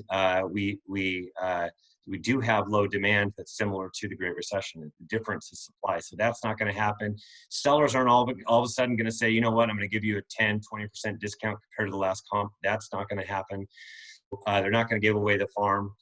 Los Angeles County expected market time. We're moving towards a balanced market. This is where we are today. That's between 90 and 120 days. And if you look, I expect it to get to about 120 days. And the projected inventory is probably going to climb to 10,200, and that's because of the essential order, us being essential service. And if you look at projected demand, it's about where we are today at 2,550. That puts us at 120 days. That is a balanced market. You have to understand, when we were in the Great Recession and at the peak, 2007, 2008, we had a 400-day expected market time. We're not even at 120 days right now. And where you need to be a buyer's market that's that red line. That's 120 days to 150. That is a slight buyer's market. That means buyers are more in command, and maybe values are falling a little bit, but not much. It has to get above that 150 threshold. And that would put us, we'd have to have an inventory, because 2,550 is almost nothing going on. That would have to put us in an inventory of close to about 15,000 homes in the market. And I absolutely don't think we're going to get there, because we're going to get to the other side of this. And then we'll see demand start to pick up once that stay-at-home order is lifted. So we've got to watch supply and demand. That's where it's all at. It's Econ 101 principle. And are we going into a Great Recession? Absolutely not. I go into detail in other presentations as to why. Currently, we're at a balanced market. That means it doesn't favor buyers or sellers. Right now, your sellers aren't going to all of a sudden majorly discount. There will be a few out there that might give away, 1%. That's like for $1 million property, that's $10,000 bucks. They might take something like that, but we're not going to see anything like what people are talking about. 10% is $100,000. They're not going to sell their $1 million home or townhome for $900,000. That's just not going to happen. It takes a long time for that to occur, and it usually is about 9 months. We'll be on the other side of this before sellers start to really give away the farm, but we're not going to be there. So low mortgage rates, we're going to come out of this, and they're going to really be the rocket fuel that propels us forward. The market overview, LA County, know that the lower price ranges, and remember, this is 11 days, so take this with a grain of salt, but the lower price ranges are doing well. And once you get above $1 million, it slows down, and above 1.25 million or 1.5 million, yes, that is way up. And I want you to go over luxury, because there's a lot of people that are dealing with luxury probably on this phone call. And luxury listings are down 4% in 5 weeks. And this is above 1.5 million. Demand is at 235, 61% in 5 weeks. Expected market times at 346 days. It was at 155 5 weeks ago. So you can see it's doing this about face. And the expected market time last year was 182 days. At 346, it's much slower than where we were even last year. So I think where we're seeing a lot of pushback right now is in the luxury price range. So you go to Reports on Housing, you hit subscribe, and it's $15 a month or $150 per year. I have an LA specific report. You get a month free, actually, if you sign up today and put the coupon code GREATER. And you can get there's a sample reports on my FAQ and sample reports. You can see what that looks like. And don't forget my housing debrief this afternoon. And that's all. I wanted to get through this as quickly as possible. And I hope I was able to do that. Thank you so much, Stephen. I appreciate it. I know that there was a couple questions sent to me. The information that you just shared, is that available anywhere for our members to see it? Is it? Yeah, Ryan, I'll send it back to you. So Okay, that, great. And if there's a link or anything that you want to share into the chat, everybody's in the chat. So any links that you want to share over there? yeah, you know what? I might be able to save this. I'll put it on my Dropbox, and then I'll send it over to you guys. You guys can take a look. That'd be great. And Also, we'll make someone's sure that we put a link to it when we put this up on YouTube. We'll put a link on there as well. Someone's asking for the coupon code again, please. Yeah, Greater, or Greater LA, Greater, GREATER. Thank you, Stephen. Really appreciate it. We are going to move on to our next segment to keep things moving. I am going to share one thing with you guys. So I know the question was asked earlier, where we can find the forms. Actually, that's, I'll come back to that actually after the next segment. But essentially, the forms that I was pulling up on Gov's screen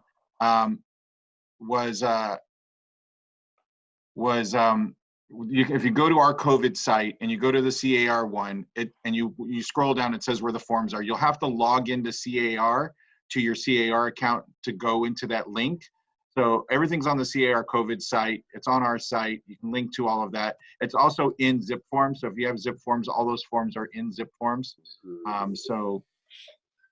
All right. So next up, we have our mortgage and lending expert panel. We have David Lennartson with Citi Financial. We have Danny Gipsman with Mortgage Cap, and then we have Sam Batayneh with Guaranteed Rate. So without further ado, I'll just let each one of them is going to speak for about 2 minutes to kind of give you what they're seeing going on in the market, and then we'll open it up to questions. We'll start with Sam. Sam, go ahead and begin if you are unmuted.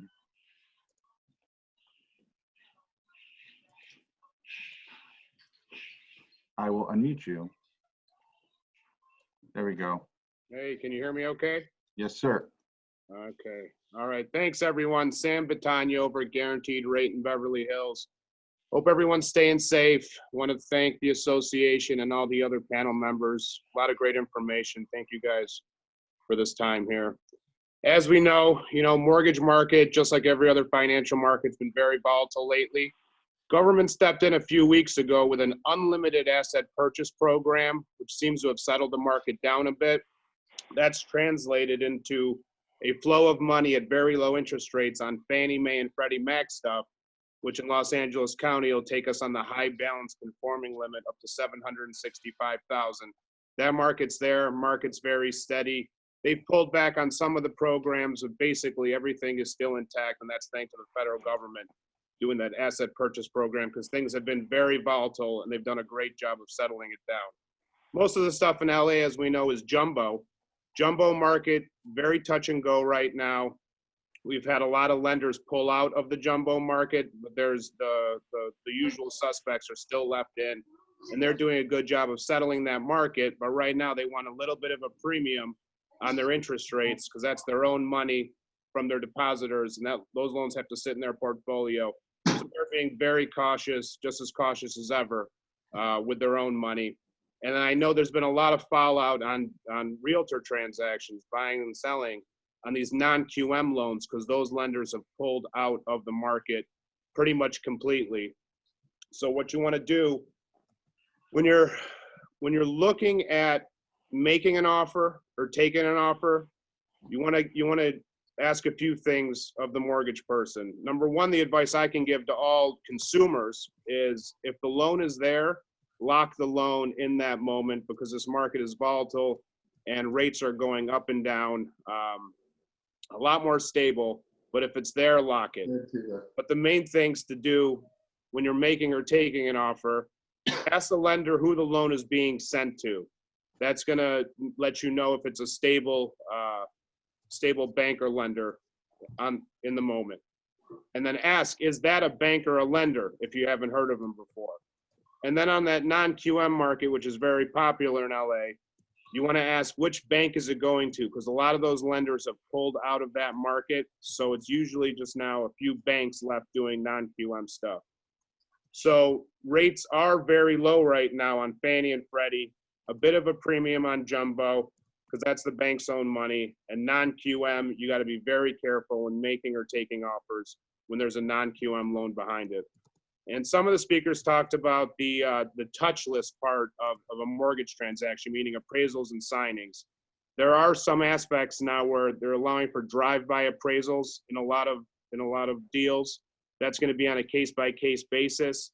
And then signings with the notaries, like at our company, we have something called flash close, which the majority of the signing is done online, and the notary just has to come by with a few pieces of paper for a wet signature. So you want to make sure that if those things are available for your clients, you know, have the lender make them aware up front. And then something else I've seen is some of the agents have been pricing houses a little under market, and then there's some opportunistic buyers out there that are giving offers underneath that, where it usually used to be the opposite of bidding them up. So be careful, I think, when you're pricing these things, because we see the numbers come back on the appraisals, and they always have to match up. So the market is steady. The market is there. This is not like 2008, where this was a money problem. This is a health problem that is spilled over to being a money problem. Obviously, if somebody lost their job, there's nothing you can do about that. But the rest of these things of deals falling out are very avoidable right now. So, all right. So we're gonna, just for value of time, sorry to cut you short, Sam. I just want to just keep us going. We can come back if we have more time. I'm sorry. David, you on? Yes, I'm on. I don't know if All right. not. So piggybacking on what Sam has said, what else are you seeing from your perspective? Well, to be honest, we saw a lot of listing agents put the hammer down on buyers, and the escrows went bye-bye, and the homes are still for sale. And so that was a rough month on that. We were bracing for a lot of restrictions, and we didn't get them. So it's just the process is going a lot slower. So we're not able to do 14-day or 10-day loan contingencies. We're just, everyone had to go home and work. So you got to understand, we had these huge centers in the middle of the country where up to 2,000 people had to go home, learn how to work out of our home. We had to upgrade our servers. We had 300 people in India that were sent home in one day. We got about half of those back up. So it's really become a staffing problem in moving the loans. And and that relates to prices. If a lender can only do, say, 2,000 loans a day, and you have 6,000 people applying, the lenders are apt to keep their rates high, even though the open market goes down. So, what we have is, a 10-year treasury below 1, but our rates are still above 3. So if this settles down, those that qualify, we could be looking at 2.5 as a pretty much a base rate around town for a 30-year fixed loan. Awesome, thank you, Dan. So we have Danny Gipsman with Mortgage Cap. Danny, you on? Yeah, I'm here. Can you hear me? Hey, brother.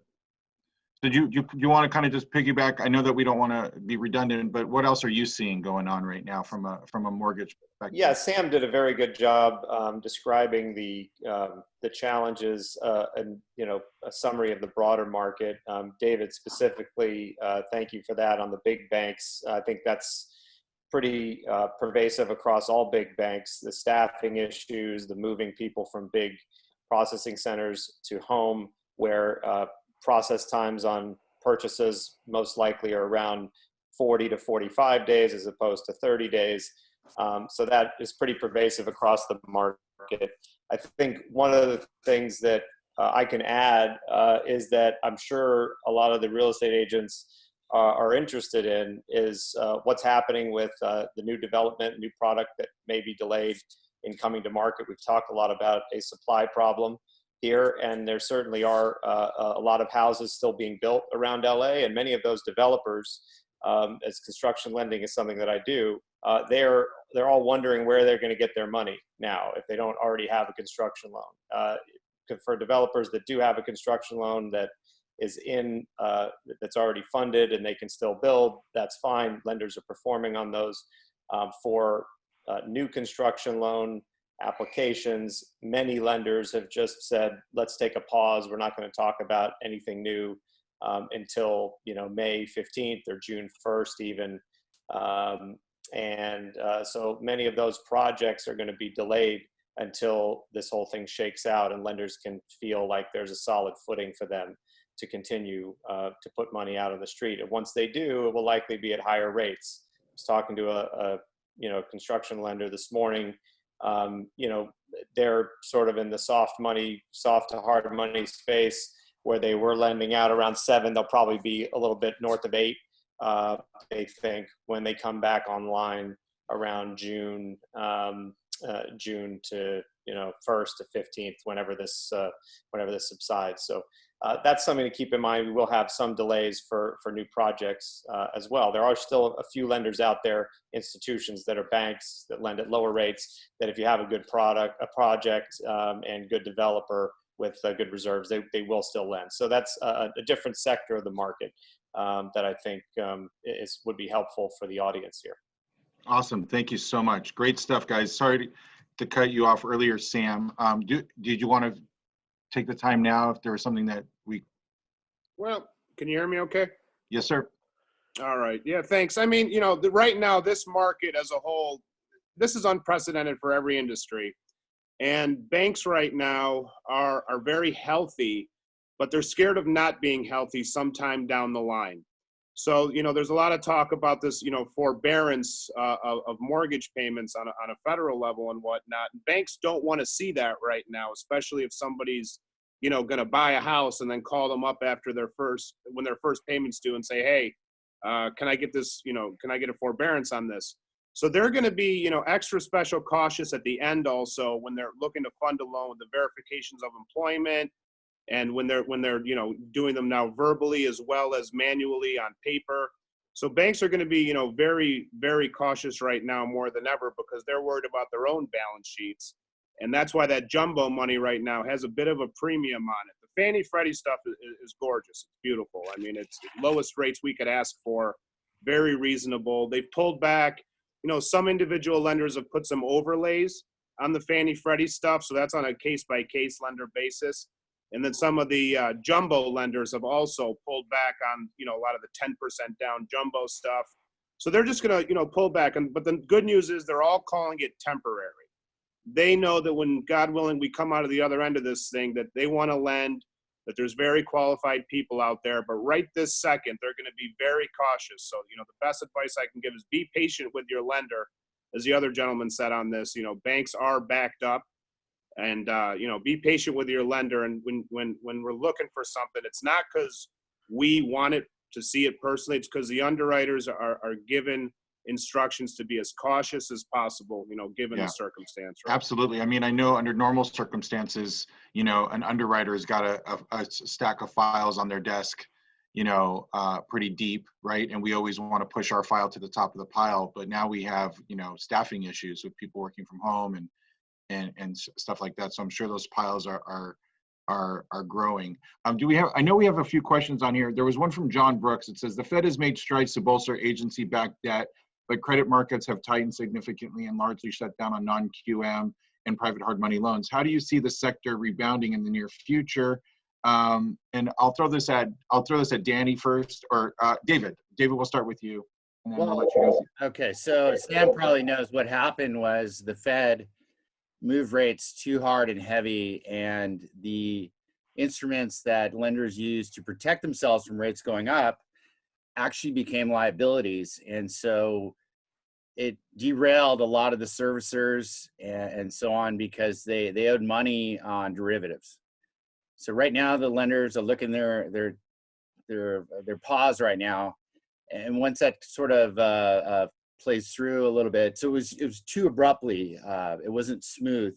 It was 2 days. The rates were dropped hard, and it was almost $1 trillion. And it was just too much money, and it took the lenders by surprise. So it's got to, as long as it stays stable, it just needs to just be smooth. Thank you. So if I'm going to ask this next question, this is also from him. It says, will this cut off large swaths of real estate investors that rely on commercial loans? So you can either answer that, Danny, or you can just chime in on the last one. But I think to the rebounding, the sector rebounding, or these commercial loans? Danny? Yeah, I mean, I think on the commercial loans, you know, there certainly are going to be some challenges for investors that are relying on these commercial loans. Commercial loans always want to verify what the rents are on a building, and if those rents aren't being paid, you know, that'll be an issue in getting a loan funded. So this is a very fluid market, so there's going to be new requirements put in place for every asset type of lending. Sam was talking about underwriters being more cautious in the residential space. We see that in the form of, you know, letters at funding attesting to this person still having a job or not being affected, their salary not being affected by working from home. That's an example of what happens in the residential sector. There will be other examples of that will correspond to the commercial sectors. This is all very fluid, and we'll just have to, you know, stay updated and certainly, you know, pass that along to your group when those. There are a few questions in the chat, so if you gentlemen want to pay attention to the chat before and going on, when we go on to the next segment, if you guys want to keep asking questions, hopefully these three gentlemen will stay on and answer some questions. I'm sure that there's some other lending experts on the call. One of the questions here was from Joey Neighbor, Naber. Says, do you see locked rates being extended as far as expiration? And I guess we'll throw that to each of you, but we'll start with Sam. Yeah, so something we've done, and I'm sure many companies are following suit, is we are giving the same pricing. As you know, time is money when it comes to these rate locks. The longer you lock it for, the more money you have to pay, so to speak. So our standard right now is 90 days on a refinance. And then on a purchase, there's not much of a difference, if any, between a 30, 45, or 60-day lock. So that's something that the secondary markets have probably instructed and people have probably done internally to relieve some of the pressure of time on these transactions, is give the same pricing on longer rate lock durations. So everyone's conscious of how long everything is taking, and it's translating over to the consumer the best it can right now. Either one of you guys have any comments on that? I do. Yeah. We're just extending, you know, as long as they need. I mean, it could be months. We're not charging any lock extensions or getting rid of any locks right now. Danny, what are you seeing from your end? It depends on the lender, certainly. Citi is well known for not really charging any rate extension fees. You know, B of A has been the same. You know, Chase has been understanding on those kind of things as far as the big banks go. As far as investors on other types of lending, generally people are being understanding, but some have hard lock dates and performance dates they need to meet. So. Thank you so much. So I know that we're running behind here on time. One of the things that I know that our team at Greater LA Realtors is working on is doing a mortgage lending type of town hall that's just focused on that subject, because that could certainly go on for hours. I know that there's one question that said, how is this unemployment situation going to affect people qualifying? And I'll just give a personal example. I have a client who's selling a home out of the area and had a buyer in escrow and a backup buyer and a backup offer accepted. They were in escrow and had inspections completed before the stay-at-home order went into place. But after everything went to stay-at-home order, the wife in the transaction that was purchasing the home lost her job, and therefore they were no longer able to qualify for the loan, and they lost that buyer. Now I don't know if that's across the spectrum, but you know, certainly things like losing your job in the middle of transactions has historically been detrimental to a qualification of a loan, because it's your ability to repay. So that's just my perspective. I'm certainly sure the gentlemen have perspectives on that, but they can answer that in the chat. There'll be more questions in there. So I really appreciate you guys, Sam, David, Danny, really appreciate you guys, all your time and your expertise. I'm sure we'll have you guys back, and we'll put together some really good panels for mortgage and lending, because I know that that's an ongoing question for a lot of us, especially if you do get deals are so scarce right now that if you do get one going, how do you keep it together? And I know that there's some questions about, you know, what kind of contingency dates and stuff like that. So, you know, what would you recommend for length of loan contingencies and all that other stuff? And I know that we have all of these extra forms at C.A.R. that kind of extend those things arbitrarily, or, you know, or give the flexibility to the buyers to have extensions without losing their deposit or losing the deal. So if you gentlemen wouldn't mind sticking on and answering some questions there, again, we thank you for your time. And we're going to move on to our last speaker of the day, Marco Rufo. Marco. Hi, good morning, everybody. It is still morning. Yeah, it's just barely morning. Marco Rufo, for you guys that I'm sure all know, he was our 2019 president of Greater LA. He's also the 2020 president-elect of the CLAR, the Combined West Side Los Angeles LA West Side MLS. So he's going to give us some updates as to what's been going on at the MLS and what they've been seeing. So take it away, Marco. Thank you. First, I'd like to say thank you to everyone for being on the call. I really appreciate all the guests that we've had today. You guys have all done an excellent job. Very grateful for the information and us all sharing with each other. Before I get into the MLS, though, the one comment I do want to make, going back to the lending aspect of it, I deal with a lot of brand new construction, and I have a lot of clients that are building homes currently.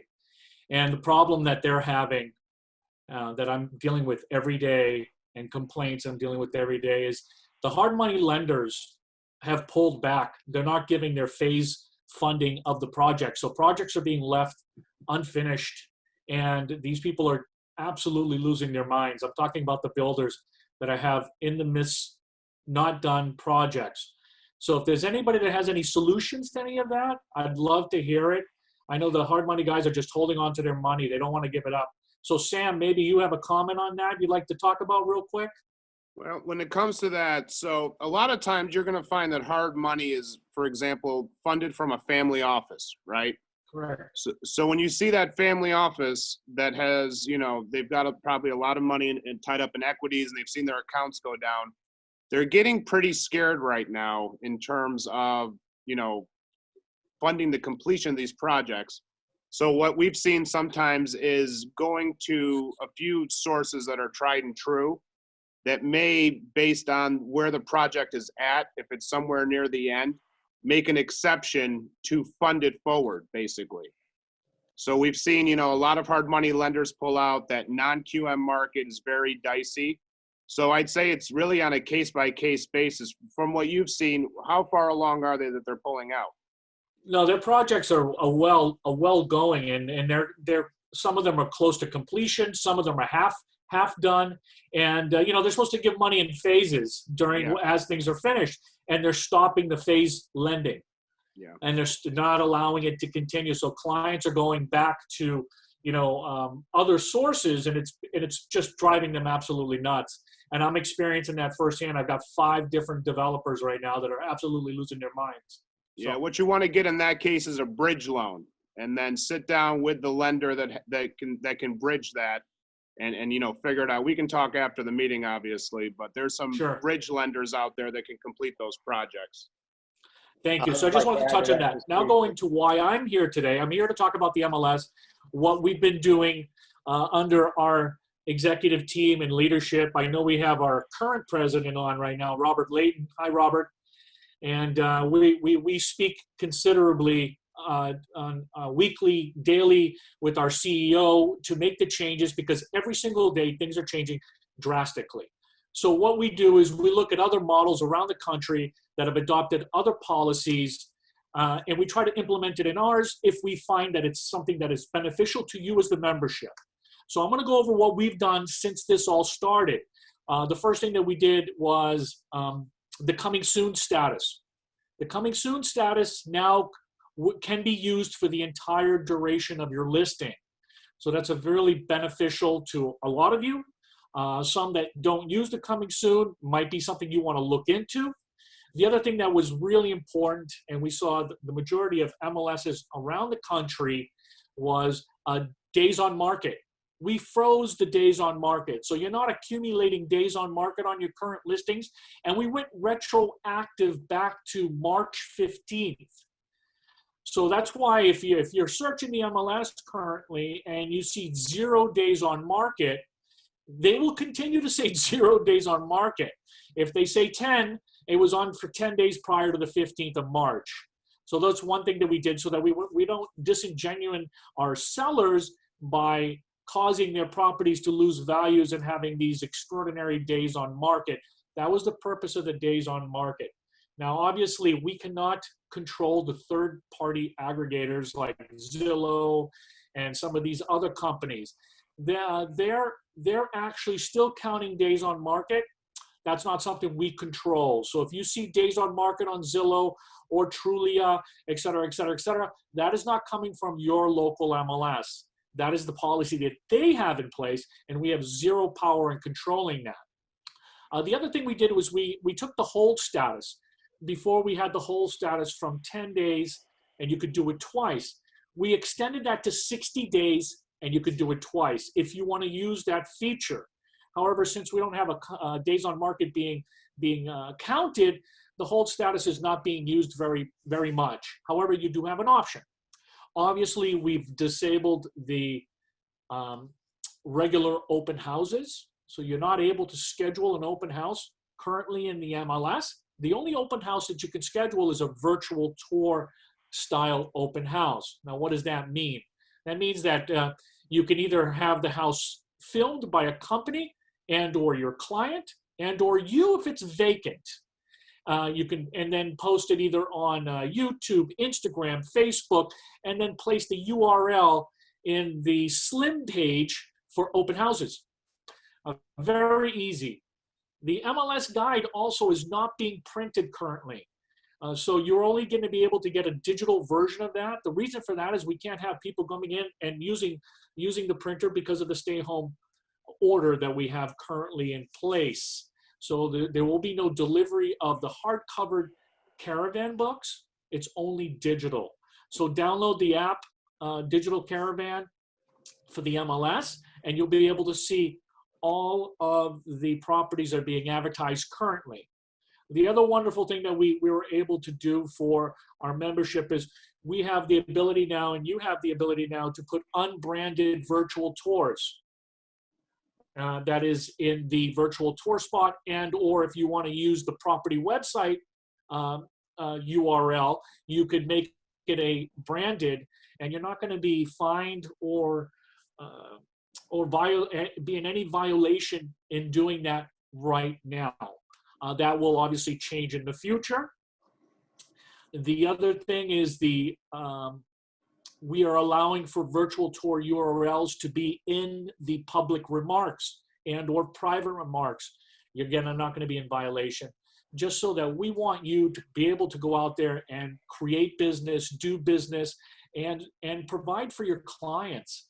You know, I have a couple homes that are vacant, and what I've been doing is doing virtual tours with myself being at the property, because that's one thing that we can do. And I've been showing the property and asking and giving them tons of answers to their questions. You just need to make sure that the property that you're showing has a Wi-Fi would be best. Obviously, cellular service, depending on how much reception you have, also helps. And what I did when I did that was I also added sellers for potential listings that are coming to show them how the world's going to be in the next few weeks, months, however long it takes. You know, this is going to pass. We are going to get through this. We are going to be stronger for it. And our service industries are definitely going to be stronger. The real estate industry, from the association to the multiple listing service, I guarantee you is going to be stronger because of the things that we're implementing and we are creating where people can work anywhere. That's all going to be a massive positive to all of you. So I'd love to hear some questions. If anybody has any specific questions, that's what I'm here. Thank you, Marco. I just wanted to touch on a couple of things. The days on market situation where you were addressing about Zillow and Trulia and some of the aggregator sites. I know that NAR has been working on this for a number of weeks on our behalf, trying to get them, because what we're seeing is many, at least the largest MLSs and most powerful MLSs in the country have for long been holding or putting pause on that days on market status.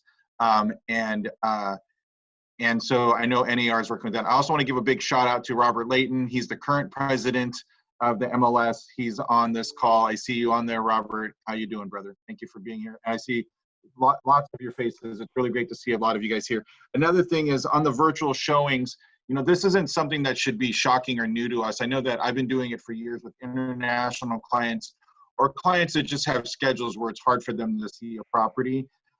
You know, there are a lot of tips and tools of the trade out there. Obviously, it's much easier if it's a vacant home versus versus an occupied home, depending on the city and county that you're working in.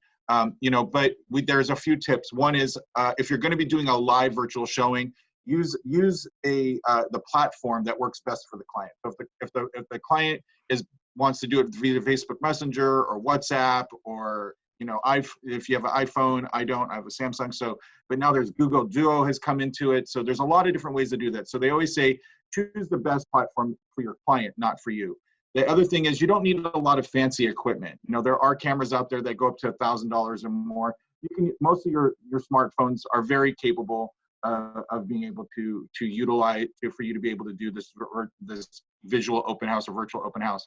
And then one of the last tips that I've seen out there is when you're doing it, if you can, and maybe, you know, if you don't already have one, purchase like a selfie stick or something so that you can actually be in the shot and you can be kind of giving perspective as to like how big things are in the house, because I think that's kind of hard to share. I know that there's a lot of systems out there like Matterport and all these other things, but actual walking somebody through a property on video it can't be replaced, and you can talk through them live. You know, it's a great experience. I've been doing it for years. I've leased properties to people around the world that have never been here that are going to show up with their families, and it's absolutely effective. So we do have some positive. You know, going back to the virtual tour, Ryan, before you finish, you know, the few that I've done, I did ask the clients what service they would like to use. Fortunately, they were all on Zoom, so I used Zoom. And I actually set up a meeting, was very professional, sent out an invitation, et cetera. They all linked in. And then potential listings that I had those sellers come in and not be on video, but just be on it so that they could see what their house was going to be shown like. And Ryan is absolutely correct. I did have a selfie stick. Nothing replaces that element. You know, we've gotten so disconnected from the clients because of social media and not being able to see them now currently, but even before that with technology and being able to be there in person, showing that property really makes a difference. So I really recommend that. And Ryan is correct. There is a lot of ways that it can be shown.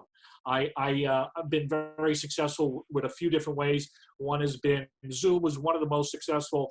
The other was just using your FaceTime. You can put up to 28 people on FaceTime. I don't know if you know that. So you can have 28 guests all on the call. You just got to make sure your cell service is good or Wi-Fi. Sometimes cell service works better than Wi-Fi depending if you got all the bars. So absolutely, just wanted to throw that in there. No, right? And I just want to touch on that. You know, I know that there's a lot of, you know, we've heard, like, you know, you hear both sides of everything out there, right? In this current condition, and we want people to stay positive. And we hear a lot of the positive things that are happening. We're hearing every day of people going into escrow by doing virtual tours, virtual showings. So this is something that we absolutely can do. I get emails or texts every day from managers and owners of offices that are saying that they're having success with it and they're just navigating through these new times. So it is possible. If you don't think it is, it's definitely very possible. It's happening every day in our market. Do we have any questions? Scott, Marty, do you guys see anything that's on that? Actually, looking at the chat room, I do not see any questions that are relevant to the MLS. Or anything that we're actually talks about coming soon status violating any fair housing rules. I'm not quite following that, but I don't believe that it would. No, it does not violate any fair housing rules. We always look into fair housing laws before we make a policy change. So absolutely not. Yeah, and I know that some of the largest MLSs, again, some of the largest MLSs around the country have all adopted the coming soon status, and it's a way to. It's one of the ways. It's actually one of the solutions for the new NAR MLS Rule 8.0 regarding pre-marketing properties and what we call pocket listings. The coming soon status has been one of the solutions to that, to give people advance notice that a property is coming on the market. So one of the questions on here, it says that, will there be a place on Slim to put in a virtual tour? Yes. Where you go to your open house, and also when you're filling in Slim, where you see the property website, you can put in your URL for where your virtual tour is. That's always been there. Nothing's changed there. And so where we used to have the ordinary open house, where we used to schedule the ordinary open house, now is just a URL and the times and dates and et cetera.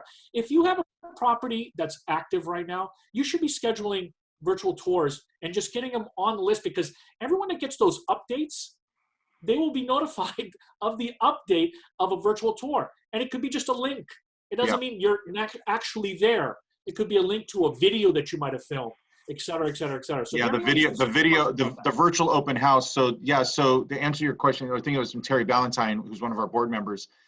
When you go to schedule the actual open house now, instead of having all that other stuff, there's a link there for you to put a virtual tour, a virtual open house. And so Mark was right, it goes out through all the syndication. But additionally, in your Slim, there are 2 fields for URLs. One is a virtual tour one, and the other one is a property website. I believe, and correct me if I'm wrong, Marco, that previously when you put in a property website, it had to be unbranded and all that other stuff. I believe they've relaxed that restriction. We're allowing for branded. Yeah, so they've relaxed that restriction right now for you to be able to put that virtual tour link in there. So for example, I recommended to one of our other members, they were asking for a specific field for this. I said, take your video, upload it to YouTube, put the YouTube link in the property website field in Slim, and then that will upload, and that'll syndicate out to all of the syndicating partners. To add an extra field at this point is very difficult, because there's reso compliance, there's all these other things, there's all the data fields that go through all the syndication, and we can't guarantee that that all of the partners will pick it up. I know that C.A.R. MLS has 2 fields for virtual tours or whatever, but we only know of one site that actually picks up more than 1 field, and that's realtor.com. The rest of them, like Zillow and Trulia, they don't allow syndication of more. They don't have a field on their sites for more than 1 URL. So you have to utilize the systems that we have to best get it everywhere throughout the internet. No, you're absolutely right, Ryan. A lot of the third-party aggregators do not allow for more than 1 video anyway. So I would utilize the best one you have for the first virtual tour. And then if you want to add others, you don't have to go spending a lot of money on these virtual tours. I'm going to be perfectly honest with you. People really like and appreciate the reality of a real tour, meaning you just walking through the property and showing it in detail. So just keep that in mind. There's not a lot of money that needs to be spent. I know everyone's thinking, and these video companies out there are going crazy, like, oh, they're looking at an opportunity here to take advantage of our membership. Not necessary. So just understand that. Well, thank you very much for your time, Marco. I appreciate everybody. I know we've gone way over. It's now 12:05, so we're about a half an hour over our time. But we've recorded this. We're going to edit it down. We're going to put that out there for all of our members. We'll make sure that you guys get it. I just want to reinforce. First of all, I want to thank all of our guests, the senator, our amazing state president Jeanine Radsick, our panelists, Gov Hutchinson, Marco, Steve Thomas. We appreciate everybody being on this. We put this together really quick in less than a week, and I know that this time wasn't ideal for everybody, but for all of you guys on here, but it worked for our guests to get them all on in such a short period of time. So sometimes we have to work around it, and one of those prime guests was our senator, and hopefully you guys learned and got a lot of great information from him. You guys have their resources. You can scroll through the chat and get some of the contact for the senator's office and his team. They're pretty amazing. I encourage you guys to do a few things. One is check our website daily. It also has a link to our Corona microsite, which is GLAR COVID-19.com, but you can go to GreaterLARealtors.com and you'll see our all of the events and all of the messages that we have. And what our staff is working really hard on doing is not just offering you guys unique programming, but making sure that we aggregate some of the best programming from C.A.R. and N.A.R. C.A.R. and N.A.R. are daily doing webinars. So if you go on the C.A.R. COVID or their microsite, you'll be able to see a lot of their stuff directly. But we're planning on putting those some of those on our website as well as our Facebook page. So if you haven't followed us on Facebook and Instagram, please do so. really easy. It's Greater LA Realtors. So it's the @ Greater LA Realtors on both of those profiles. We're also on Twitter. But if you go to our Greater LA Facebook, we have events on there as well. So we'll be putting those events up there so you guys can get all of that information, because there is a lot more out there than just what we're doing. And we'll try to share that from around the state. I know that, again, for those of you who are not from our area or our area, we have a unique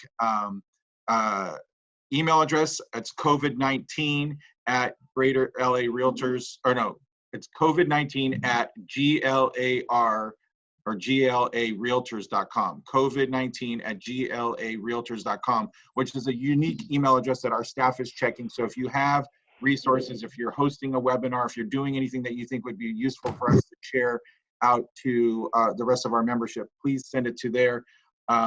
Marty, I'll let you finish it up. Thank you guys. Thank you so much for being on here. Thank you all. The association would like to thank you first and foremost for your membership and for your support. We thank you for providing us with information that concerns you and the communities that you serve, that allows us to do what we need to do to support you in return. So thank you all. Glad you were able to join us, and look forward to the next time where we can all get together to share information once again. Thank you. Thank you, everybody.